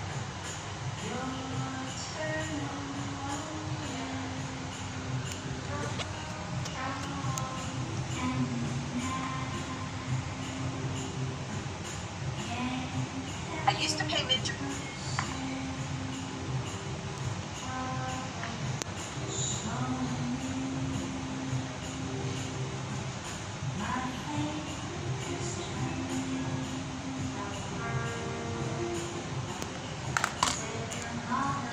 Just do a quick few highlights of Paul B. Russell. At the core of every neurosis lies a repressed infantile wish. So always keep that in mind. If there's a feeling, okay, your ego tells you it's a signal of a need underneath it from the past coming to your attention now, of the past. An old childhood need is being communicated to you now by how you're feeling. So when you get a feeling, that's code for old childhood unmet need. Right? So whatever distress somebody's feeling, whatever fear, shame, anger, distress, helplessness, hopelessness, abandonment, depression, whatever it is, whatever unpleasant feeling there is, okay, that's a signal that in childhood, the person had a need. Okay, the mother was supposed to be there to meet that need. That failed.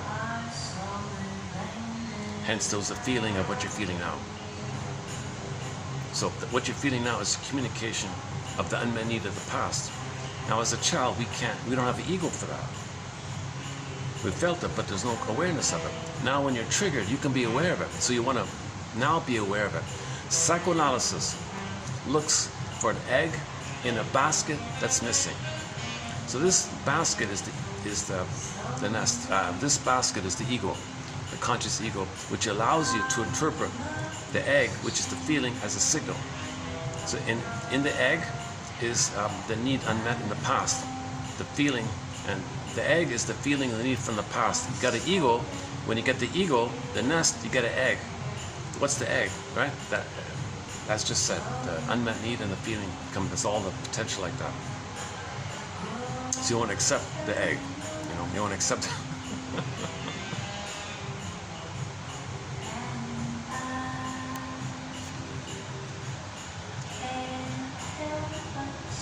As you trace out any wish, you will eventually come upon the remains of a point in the person's life where it was necessary to experience a certain wish in order to grow. So that wish we're talking about, it was needed to have been met in order to grow, in order to feel. That's your golden ball, right? It didn't happen. It didn't take place. It couldn't be done because of something that actually existed at that time. In reality, mother failed the baby. So the need was miscarriage, quote unquote, led to a symptom or something. In other words, the individual perceived accurately that the experiencing of his or her wish posed a threat to the mother. Yeah, back to this one. The theory here is the baby, little old baby, thinks, you gotta be kidding me. My need bothers the mother? It's a threat to her? It upsets her? It scares her? She's triggered by it? Little old me? Mother's this grand, powerful woman in the nursery. I'm a little helpless baby. And somehow she's afraid of me? She's afraid of my need? Okay, I'll squelch it. Feeling around it, she's afraid of that, I'll squelch that as well. So later in life, you don't know what you like, you don't know what you want, you don't know what you feel. So that's commonly like, the famous question, what do you want, or so, what do you feel? And people don't know, kind of thing, right? Because the conditioning was, I gotta protect my mother. My mother's afraid of that. I don't know. If I know, I'm betraying my mother. I'm scaring my mother. You're still not coming from the past point of view, right?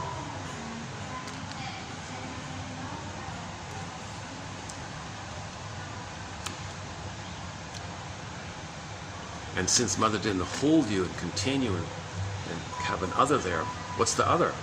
Well, your rage at this goes in, monster, poof, the monster is your other.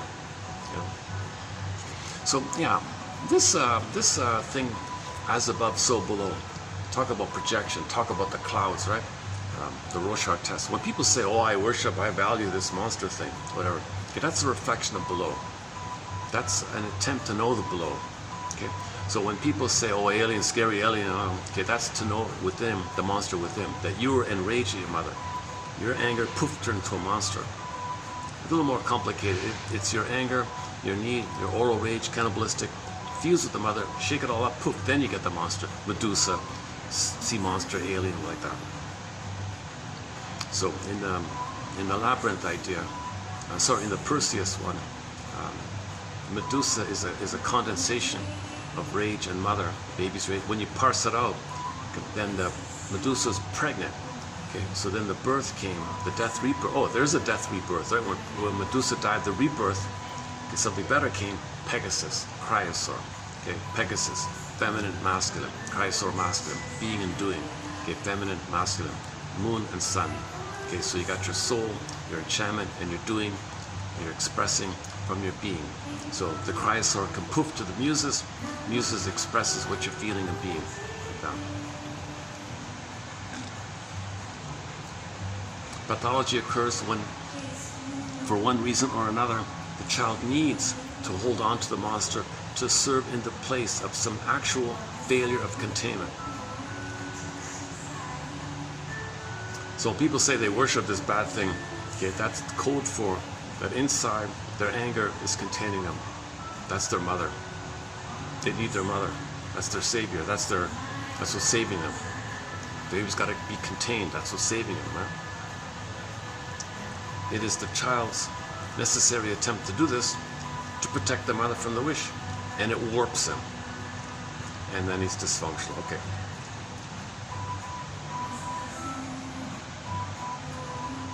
The repetition compulsion is an attempt to continue an interrupted relationship in the service of the emotional growth that was earlier broken off.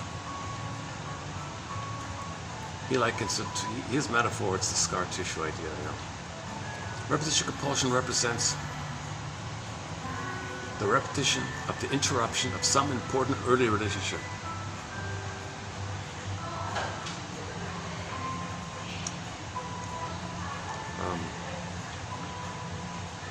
The repetition compulsion, okay, think of it as the nucleus of an organized system of affective incompetence, a dysfunctional feeling system.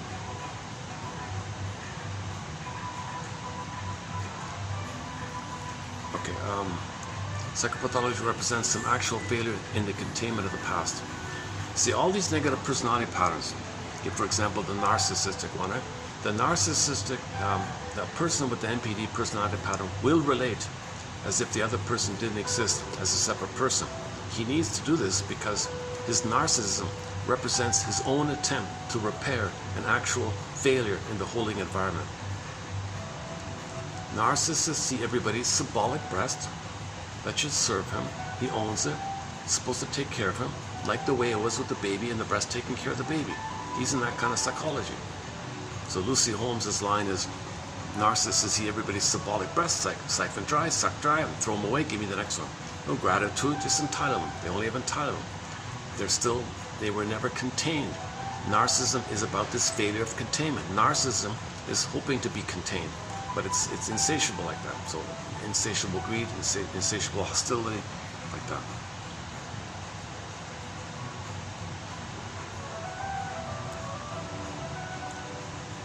And Harold Searle's, Russell's take on what something Harold Searle says, okay, in a nutshell, is anybody's dysfunctional, it's because they're protecting the parent. Like that abused daughter, you know, she was protecting her mother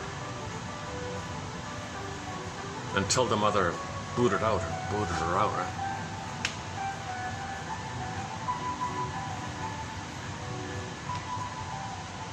So that daughter was afraid to be autonomous because she was protecting the mother.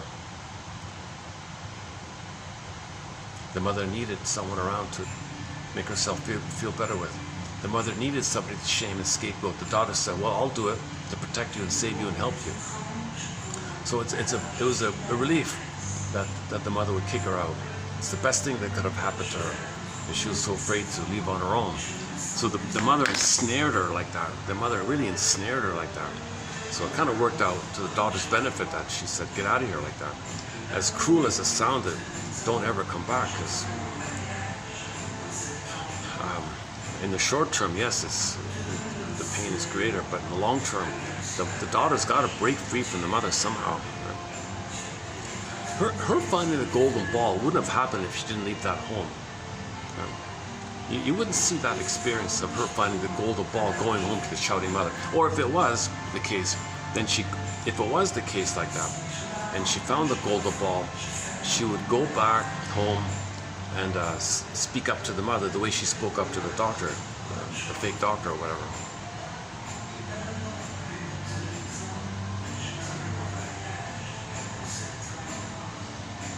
That'd be an interesting scene, eh? How a daughter would, what would a daughter have to do? My goodness.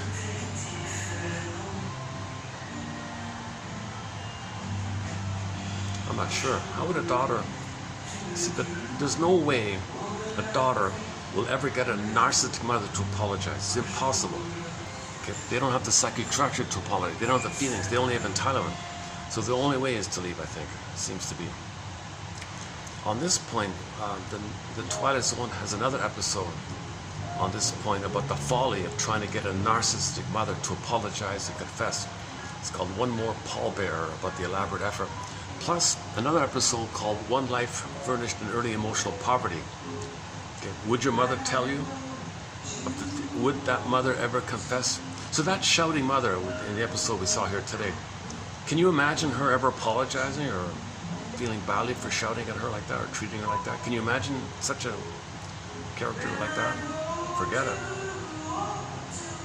If the mother is NPD and she has no awareness of it, okay, she's just holding herself. She's just clingingly holding herself to her NPD. She can't get out of that NPD. It's her cocoon within the cocoon. You want her to apologize, that's like losing her cocoon and losing the cocoon that's holding her cocoon. Like she's doubly protecting herself. She's so afraid to break out of the narcissism. Narcissism is a cocoon. It's a solipsistic bubble like that. She can't get out of that. She can't get out of that. That cocoon is holding her. How are we doing here? Oh, yeah, okay. Yeah, this is the brief time. This stretch of time is the best time. What is it again? 5 o'clock? Oh, it's 5 o'clock. Right? Yeah, it's 5 o'clock. Between 4 and 5, things are good here. It's really expensive up there. I mean, I'm hesitant to gotta go up there, but maybe just for one time.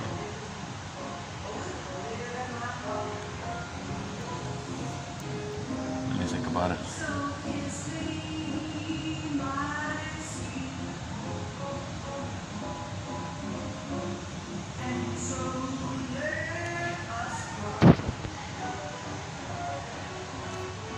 Okay, let's give it a try. Let's give it a quick try. How's the battery? 30%. Okay, let's try it up there. There might not be many guests yet because it's still early. It's only 5. No, they close at 5. Is it 5:30? No, it's 5. They open at 5 or 5:30. One of those two.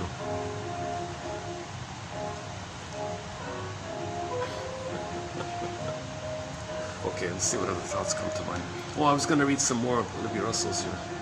That what I just said was from 3131.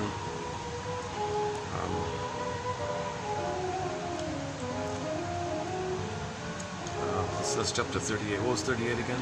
31, 38? Okay, the components of affect. Okay. So when you're talking about emotion, associated with the components of emotion include the need, the memory, the cognition, the communication, negotiation of affect and ownership, and attachment and development. So we talked about that now. And competence. Way to go, Russell. You really dwelled in. I haven't seen anybody be a little precise about an emotion like this. Yeah, repetition compulsion is in lieu of intimacy. Just like addiction is in lieu of intimacy. If you have intimacy, if you have authentic relating, you don't smoke and drink and do stupid, you don't need to do destructive things to contain yourself if you have an authentic relationship. Those destructive things are there because there was never an authentic relationship. So that the woman in today's episode, she would fall for playboys. That's a destructive thing, right? It's destructive to trust cold-hearted playboys like that, right?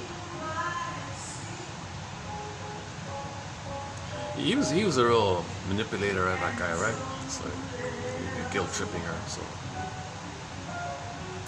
he was pushing her, right? He was playing on her vulnerability, pushing her for the story.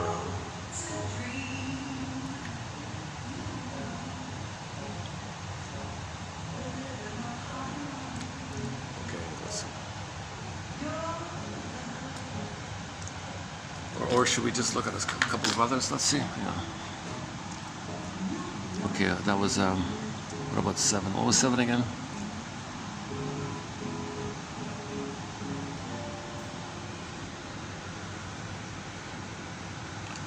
Okay, where are we here?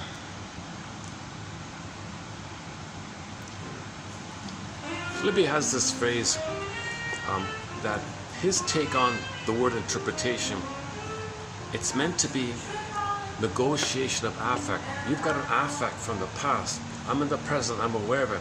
Let's together negotiate this whole thing. Let's negotiate your emotions. Let's put your emotions on the negotiating table here. You and I will negotiate the emotions here. What belongs in the past? Well, let's negotiate this. You think it's all in the present. Actually, it's in the past as well, right? Negotiation of affect.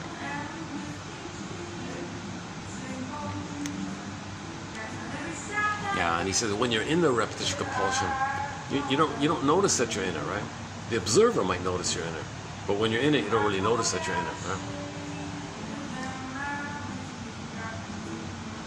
The repetition compulsion is defined by the inability to experience, the inability to feel the event in any other way in which he experiences it. It repeats because it doesn't feel any different. So you feel this very limited, painful thing. That's all you have, this very limited range of pain and stress and all that. Okay, that's what's making you repeat. When you get a wider feeling, oh, you don't need to repeat. You repeat for more feelings. You repeat to get your golden ball. You repeat to finally get your golden ball, right?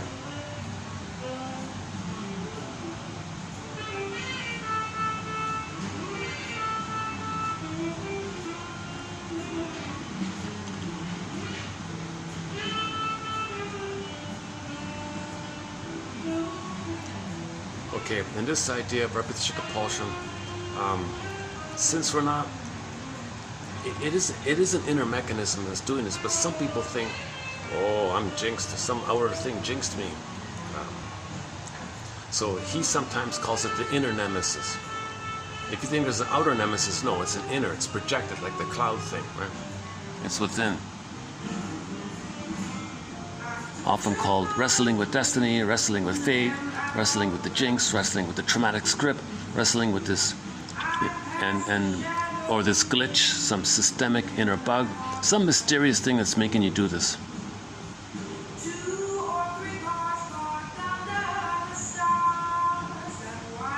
It's not any kind of learning. Don't think it's like learning how to ski or something. It's nothing to do with learning theory.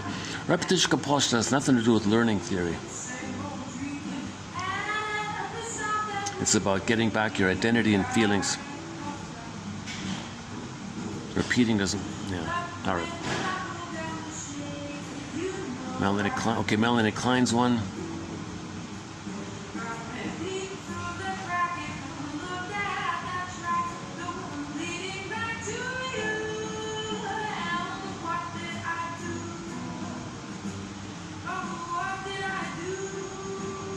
This is all pre-linguistic, pre-verbal, this trauma.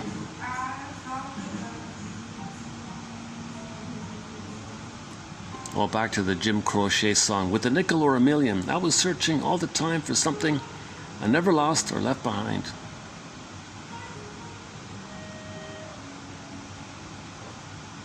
The architecture of memory. So we all know the famous quote, those who can't remember the past are condemned to relive it. Architecture of memory. The compulsion to repeat goes to the heart of the capacity to remember and the capacity to feel. So repetition compulsion, it's all about trying to remember, trying to feel, and trying to develop, and trying to get your identity. There's a lot going on there, right?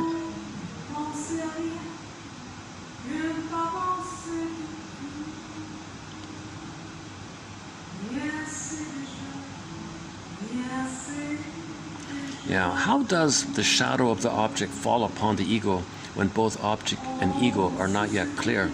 Assuming that affects do communicate, in what way is later communication influenced by earlier?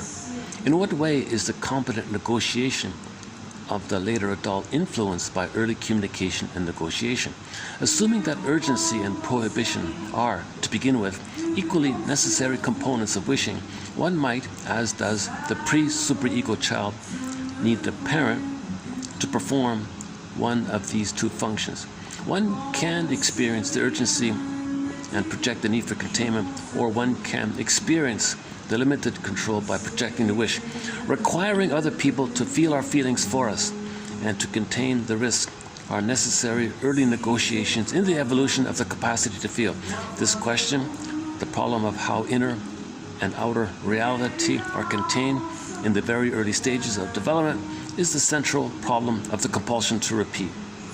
Yeah, okay, that's not a bad line, right? Okay, this question, the problem of how inner and outer reality. Okay, so you have your ego, that's yourself, and the outer reality is your mother, the object. This question of how the two are contained in the very early stages of development is the central problem of the compulsion to repeat. If the child has to contain a parent's urgency in addition to his own, it will be costly to the child's own later capacity to experience the wish. Yeah, some mothers turn to the baby, you mother me, you contain me, you soothe me, you be there for me, you're my mother for me, you be the other, my mother for me. Of course the child can't do that under immense stress, right? So the child's not held if the mother turns to the child to get the child, to coerce the child, to comfort her. That child's not comforted for his development. His development won't develop. One of life's little switches. In the story called Celebrity Playhouse, TV show called Celebrity Playhouse, episode entitled The Fleeting Years, the daughter grew up and said to the mother, it was very childish, the mother, you know, mother, shrinks are always talking about this, how mothers are turning to the child to comfort them. Our relationship was like that. One of life's little switches. I was more mother to you than child.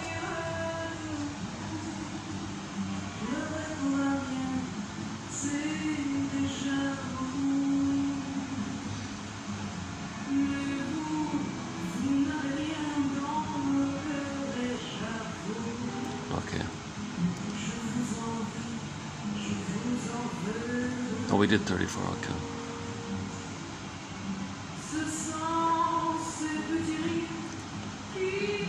The 31-34 is about the BPD one, so we covered that fairly well already.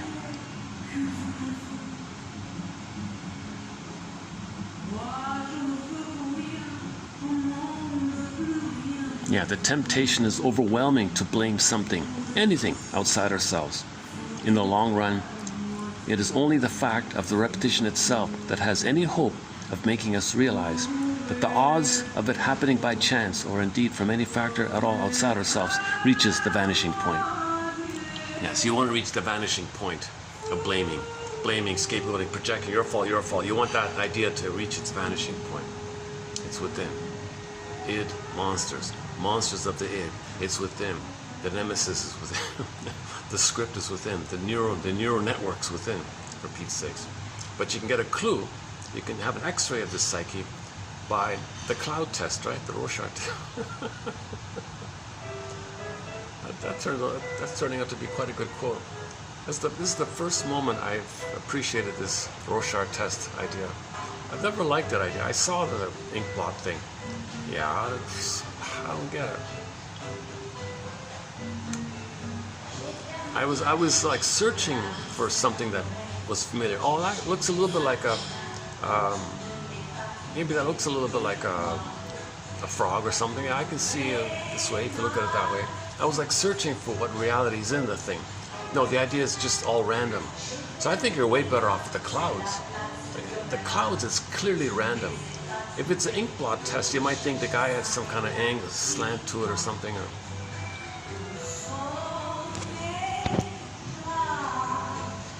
Now let's try, okay, so there's a cloud there, right? Let's see. So what's the first thing I see? I see, to tell you the truth, I see Superman.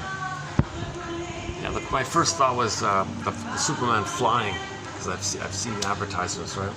That's not deep enough. You gotta go further, right? So what else? Not just some immediate thing that it reminds you of.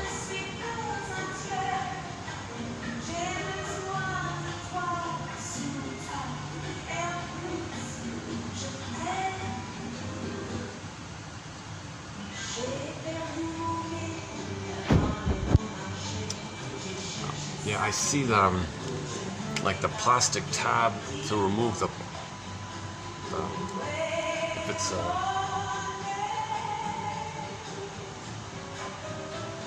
so my wish for good times, like I saw like a wine bottle, or not a wine, like a, yeah, it was like a, okay, the truth was, my thought was those champagne bottles, you have to untwist the thing and wrap it around to pop open the I don't drink at all, but I thought that because maybe once I had champagne, I was twisting. How does this thing work? I was twisting. Oh, I got to wrap it around. Oh, okay. That's what I thought there. So maybe that's a nostalgic thing, pathological nostalgic thing of long, long ago. Maybe like that. So, and my wish, like the woman there. Right? But if you see some, if you see some angry thing, well, you don't want to tell yourself what to see before you look at the cloud. Just look at the cloud first and see what pops up to you, right? Let's try again. The good thing about the clouds is they're always changing, right?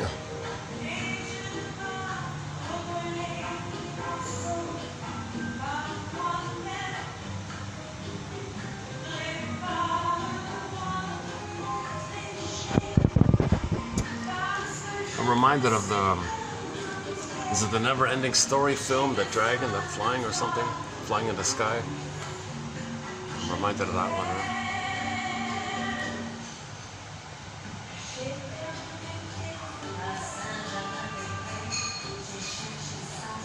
Okay, let's take a peek upstairs. Yeah, let's go.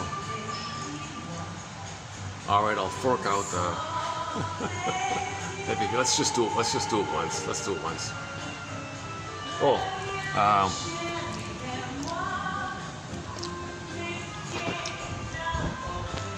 there's a SkyTrain with no ad on it. I keep thinking about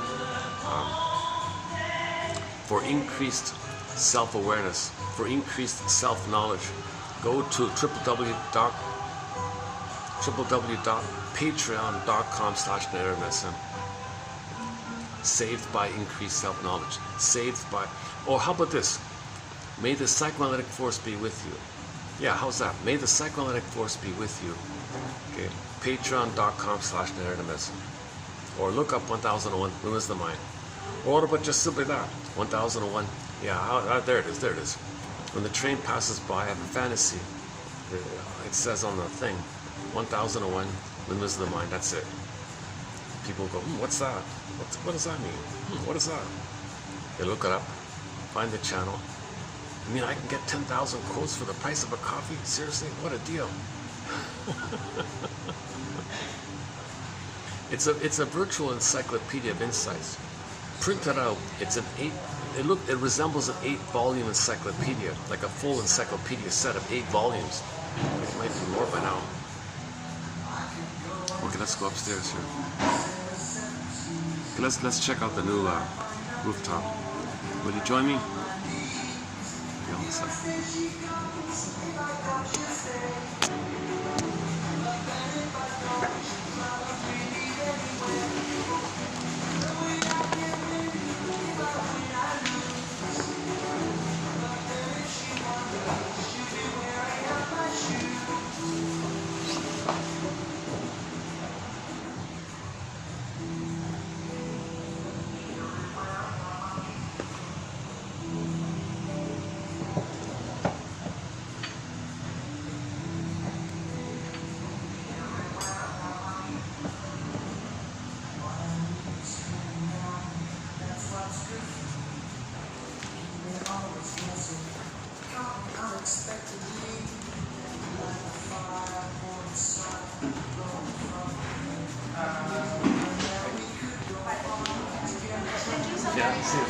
Thanks a lot. Thanks so much. Yeah. I wasn't too loud or anything, right?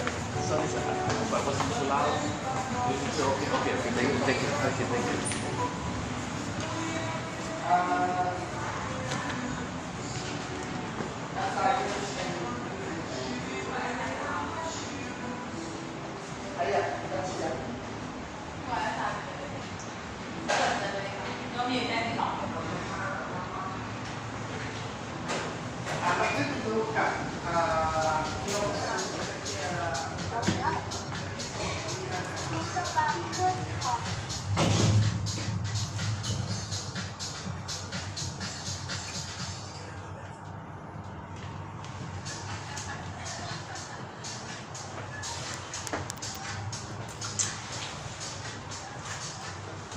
Okay, so hopefully I'll be able to show you a view of this part of the city here.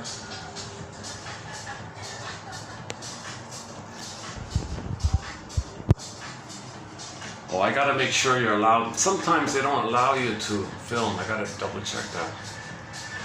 Yeah, okay. Hang on a second. I better get permission first.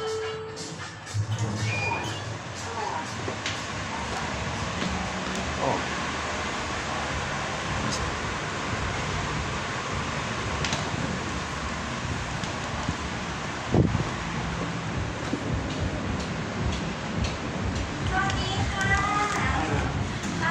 Am I allowed to film? Like with my camera, can I make a selfie phone? Can I film and take a view? Yes, for sure. It's okay? Yes, I can do it's that? okay. Yeah. Okay, great. Is there a place? Oh, yeah, my first time here. That looks nice. Yeah, look at that. Oh, this is the whole thing here, eh? Yeah. Oh, that's that's it, eh? Yeah. Oh, okay. Oh, I see. Oh, these are all reserved, huh? Oh, these are all reserved, eh? I can sit here, right? Is that reserved as well? No, if you would like to sit here, yes, you can. That's for 5 people, right? Yeah, for 5 people. Okay, let me just take a look on that side,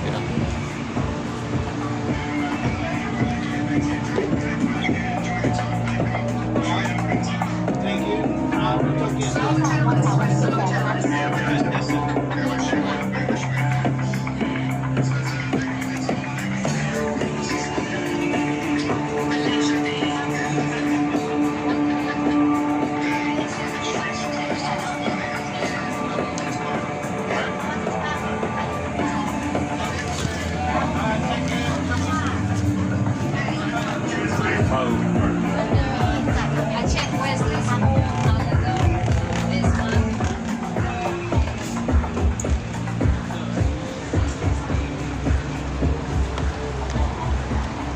So this main area, it's all reserved. Everything's reserved here.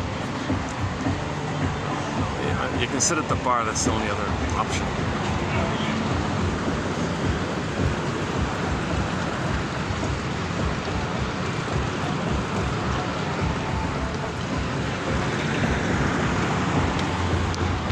Let me just take a quick peek at the menu. Let me take a...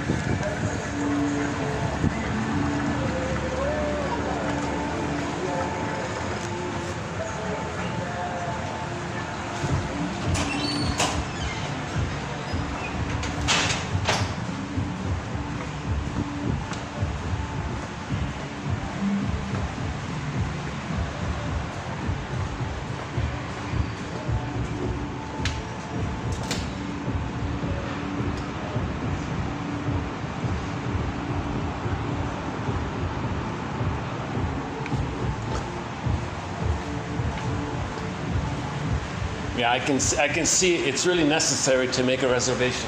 There aren't too many seats there, right? But it's nice, very nice, yeah. Is there like a second floor to this? The second floor is belong to the hotel, but this one is not belong to the hotel, and the design is different. Okay. Okay, thanks.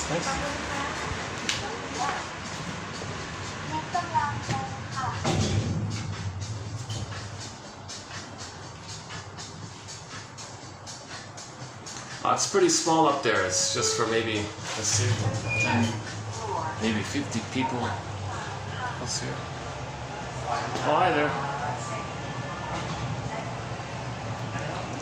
Can I just take a look? Is this a restaurant here? Oh, this is the whole. This is what I was trying to get to. Oh, I see. So you're separate from the Hotel? from the one above, right? You're not the same. We understand company, but we use the different concept. Can I just take a peek at the menu? Because Yeah,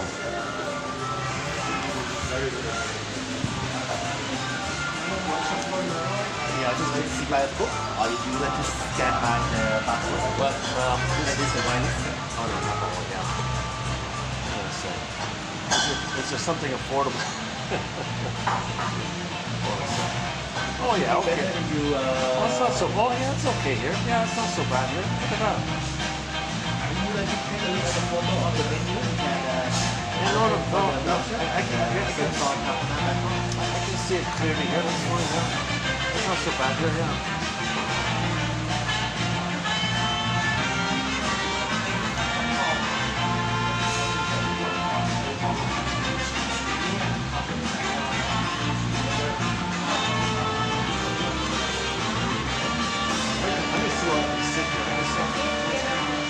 I can sit here. Can I? That's for many people, right? I'm looking for lighting. Like I want to get better light. Let's see. Can I just stand here? Yeah. Yeah. Okay. Let me still record. Yeah. Okay. Hold on. Give me a sec. Let me put the order in. It's reasonable here. Hold on a sec.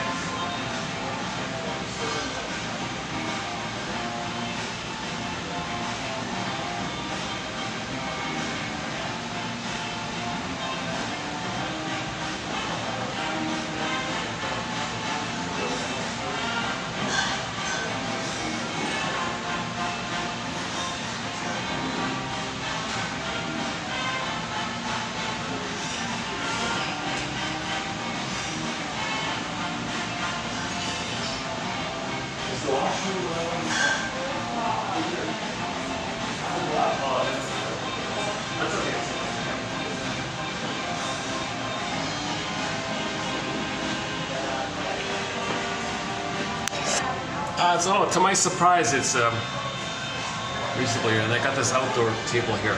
Let's hang out here for a bit. Yeah, this is what I was looking for. Oh, look at that, eh?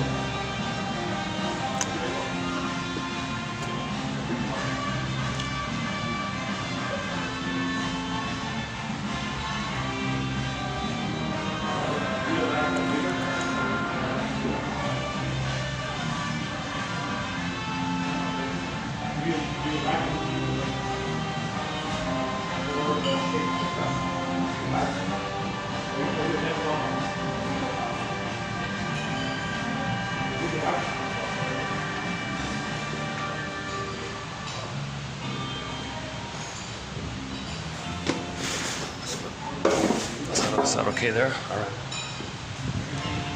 I'll just have it here. Is that right? If you would like to compare some places, one of the bars should be better. This is the standard? Yeah, but you don't want it. No? Okay.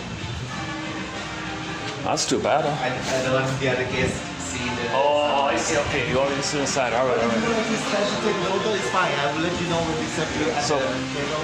What about here? Can I put my bag there? Is that all right? Yeah. All right.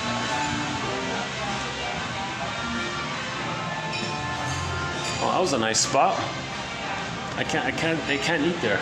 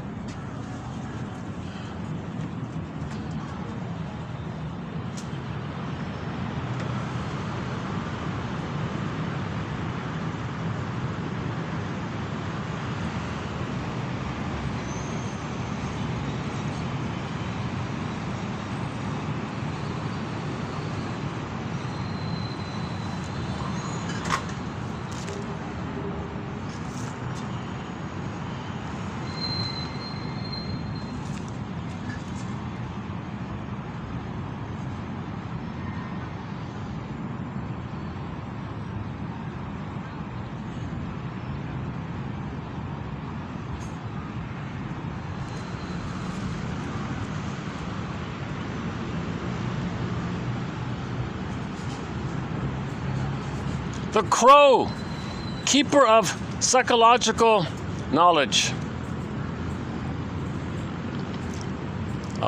Some indigenous groups would symbolize the storehouse, the capacity of there being a storehouse of knowledge with the crow, because the crow is so bright-eyed and so smart. So they would say the crow is the keeper of knowledge. Forgot the tail's name.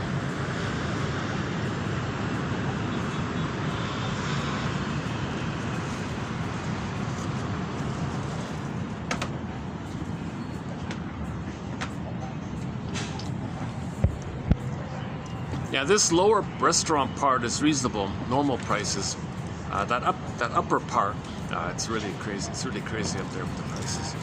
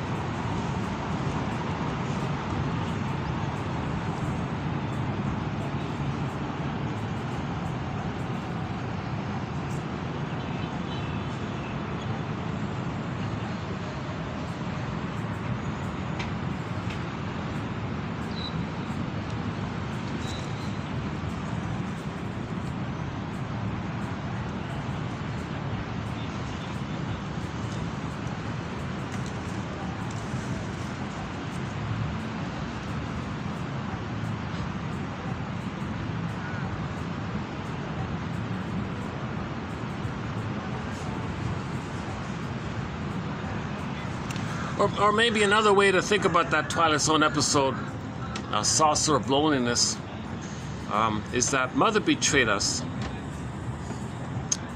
So if you betray yourself to protect your mother, to please your mother, and you're going to betray yourself, you'll be very lonely.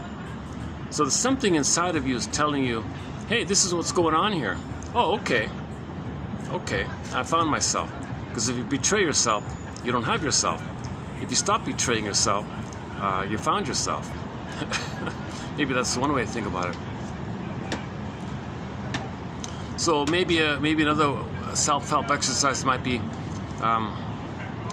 identify in what way you've picked up something from your parents, like little benign traits. We're not talking about that, but in terms of attitude and personality, and do you catch yourself treating other people the way you had been treated?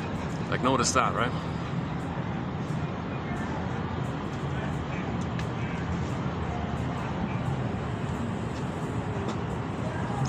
And the new point added in this video was that phrase, the shadow of the object falls upon the ego. I'll look into it in the future. Let's see if we can do a video on it. But as my tentative guess about it is, if the object wasn't there, there's a shadow. There's a sense of somebody who could have been there. And you can't let go of that because there's no one there to let go of. So that's what's holding, that's the suspended thing, right? So others are trying to fill in that, and that's always a potential. You're just triggering who should have been there. So you meet somebody, that reminds me of who should have been there. But you can't mourn it because that person wasn't there. So therein is sort of this issue like that. So if somebody does constrict things in the marriage, it's devitalized, like they say, or role-based, or very rigid like that. So utilitarian, role-based or something. And then the kids are scapegoated, kids play roles, and some people live through the kids, and if the kids leave, and the crisis in the family, in the marriage like that.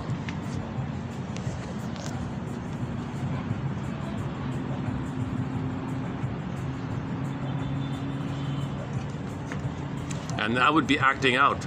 Yeah, so if the parents are married and the kids grow up and leave the home and the parents freak out and they can't deal with it and they act out. If they do something destructive in their behavior, that's called acting out. So in the context of family systems, the idea of acting out, I think, is when there's a stress in the family system, something changed. You know, the kid got married, what if now the couple that feels some kind of stress, some new things coming up, there's defense against what's coming up, to get away from the pain that's coming up now, that was bottled before, it's coming up now, what they call acting out. So maybe the person starts drinking and smoking or something. That'd be acting out. Something destructive that's suddenly come up to you due to a change in the family system. And sometimes when the parents are arguing, the kids will act out. The kids are under stress, so they act out. So if the parents are arguing, the kids might do destructive things to deal with the pain of what's going on at home. It's a very common question, right? Apparently, I see it in TV all the time.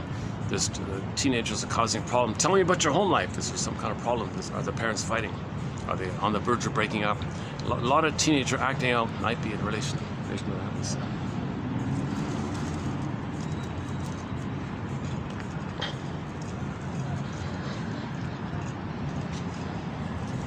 Well, this gives me an idea. If I come here at 5, order the thing there, it's pretty much the same price as the coffee down there. I can hang out here and do a walking video on this little smoking patio. I can maybe get I might be able to get 2 hours up here. If I start at 5,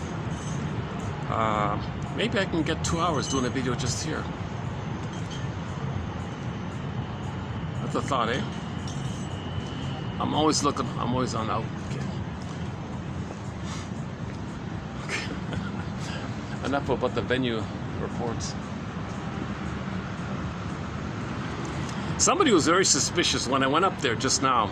There was a lady with her phone stalking me, following me, filming me when I was walking around. Like, Jesus Christ. Holy crap. Kind of freaked me out a little bit.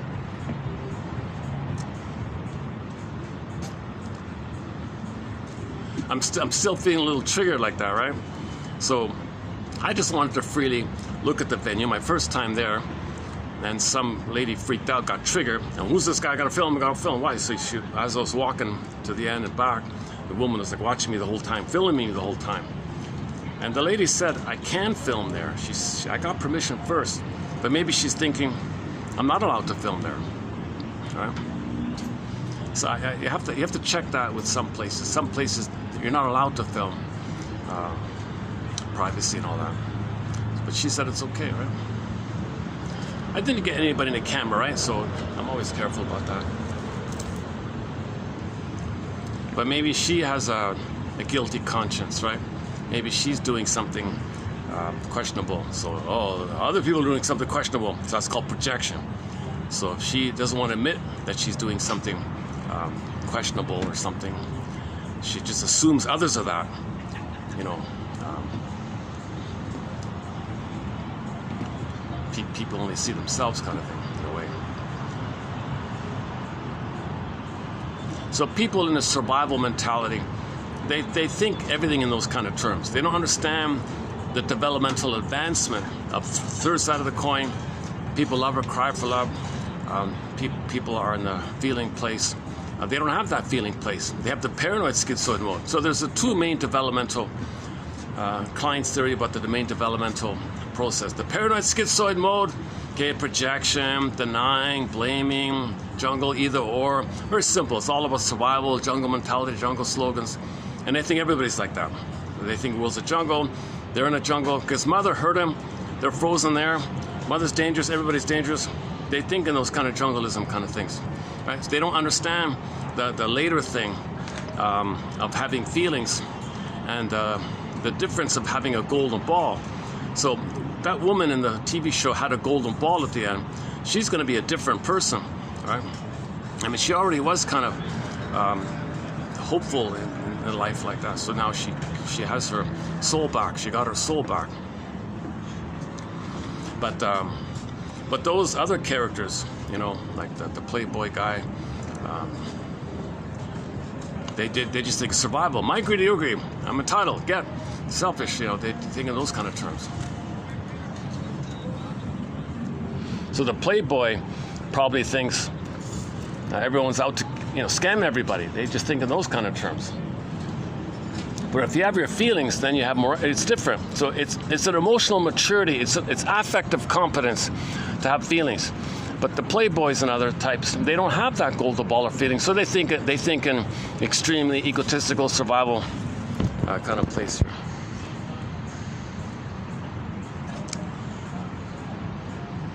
Let's see, what time is it? Let's see. Let's see what time. 6 o'clock. What is it? 5:30. Oh, the battery's only at 9%. Okay, I barely got like 10 minutes left here. Okay, let's shut this down in a couple of minutes, and I'll have my rice dish. I ordered a rice dish. The cheapest dish. The most affordable, most practical dish that's around.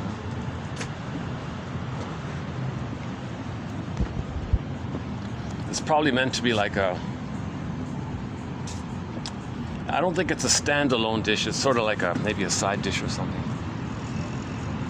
But if he doesn't mind, if there's no minimum, if they don't mind, if there's no minimum order, I'll just buy the rice dish.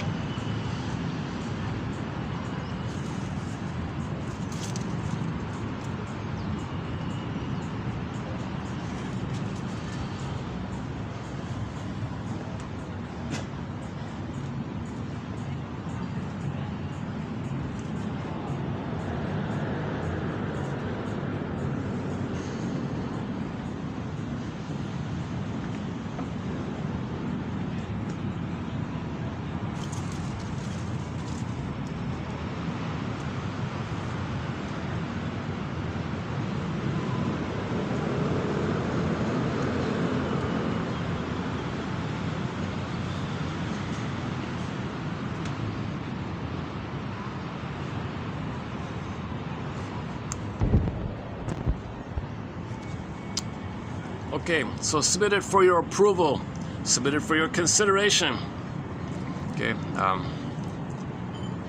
if you're okay with metaphor, if you're okay with metaphors, I mean, you really feel okay with metaphors, and on that condition, your mission. Okay, look up on YouTube. There's numerous copies. It's been around for a while. I didn't notice it before. It's been around for 10 years or something. The Twilight Zone, 1986, is that right? Episode entitled Saucer of Loneliness. No breast. Breast is a saucer. Now you're lonely because no breast. It's a mirage in the sky. A mirage in the sky. Ooh, a mirage. It wasn't there. So loneliness. So it's a saucer. The thing is not there. The real mother's not there. So a thing, Sybil, stands in for a mother. A mirage. So project onto a thing, a saucer.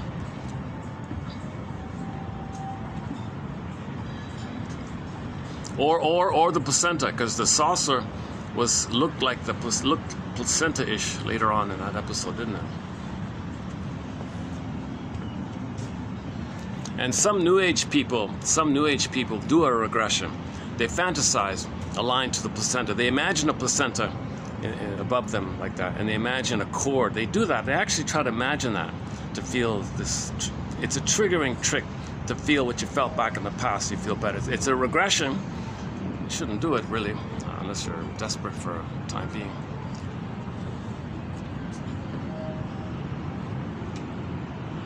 That's not encouraged.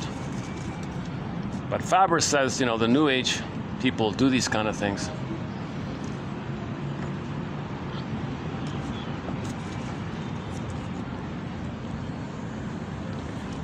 Let's check the battery here. How are we doing here? 7%. Hey, look at that, eh? Okay, let's just close it up here. Any final thoughts here? Is there a joke we can end on? Is there any kind of joke? Do we have a joke here? Do we have any kind of jokes here? My goodness. I'm scanning for a joke. Any new jokes? Twilight Zone, Partridge Family, J.J. Walker. Maybe the J.J. I just rediscovered that Good Times show. A few little clips there. The J.J. Walker one. Funny comedian. Oh yeah, when he gives his speech, he doesn't refer to Hollywood as Hollywood. He says, Holly Weird! Holly Weird. Okay, play the song Hollywood by Streetheart. Kenny Shields on our soundtrack. Holly Weird. Holly Strange? Holly... I don't know.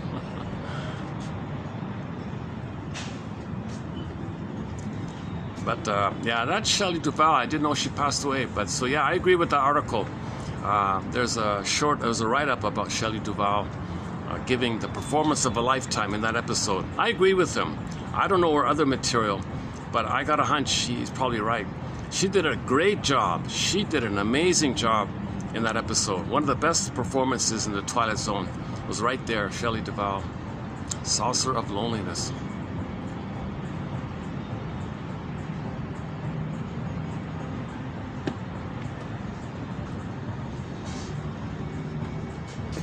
Actually, the guy who did Take My False Life Please, he did a good job, I thought. What else is there? Rod Serling, he said he didn't have a big budget. He said he couldn't afford the fees for people. It was hard to get the people he wanted. So he had to usually hire local kind of actors, kind of thing.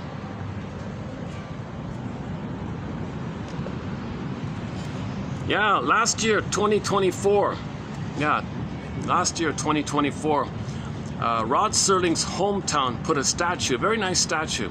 There's now a statue of Rod Serling in his hometown in New York, put up last year. I posted a clip about it, and so that's great because he contributed to raising awareness with many of these stories being metaphors for psychology. He's very analytically minded. And he taught psychoanalysis by referring to the unconscious as the Twilight Zone. Your next stop, the Twilight Zone, a dimension beyond sight and sound of mind.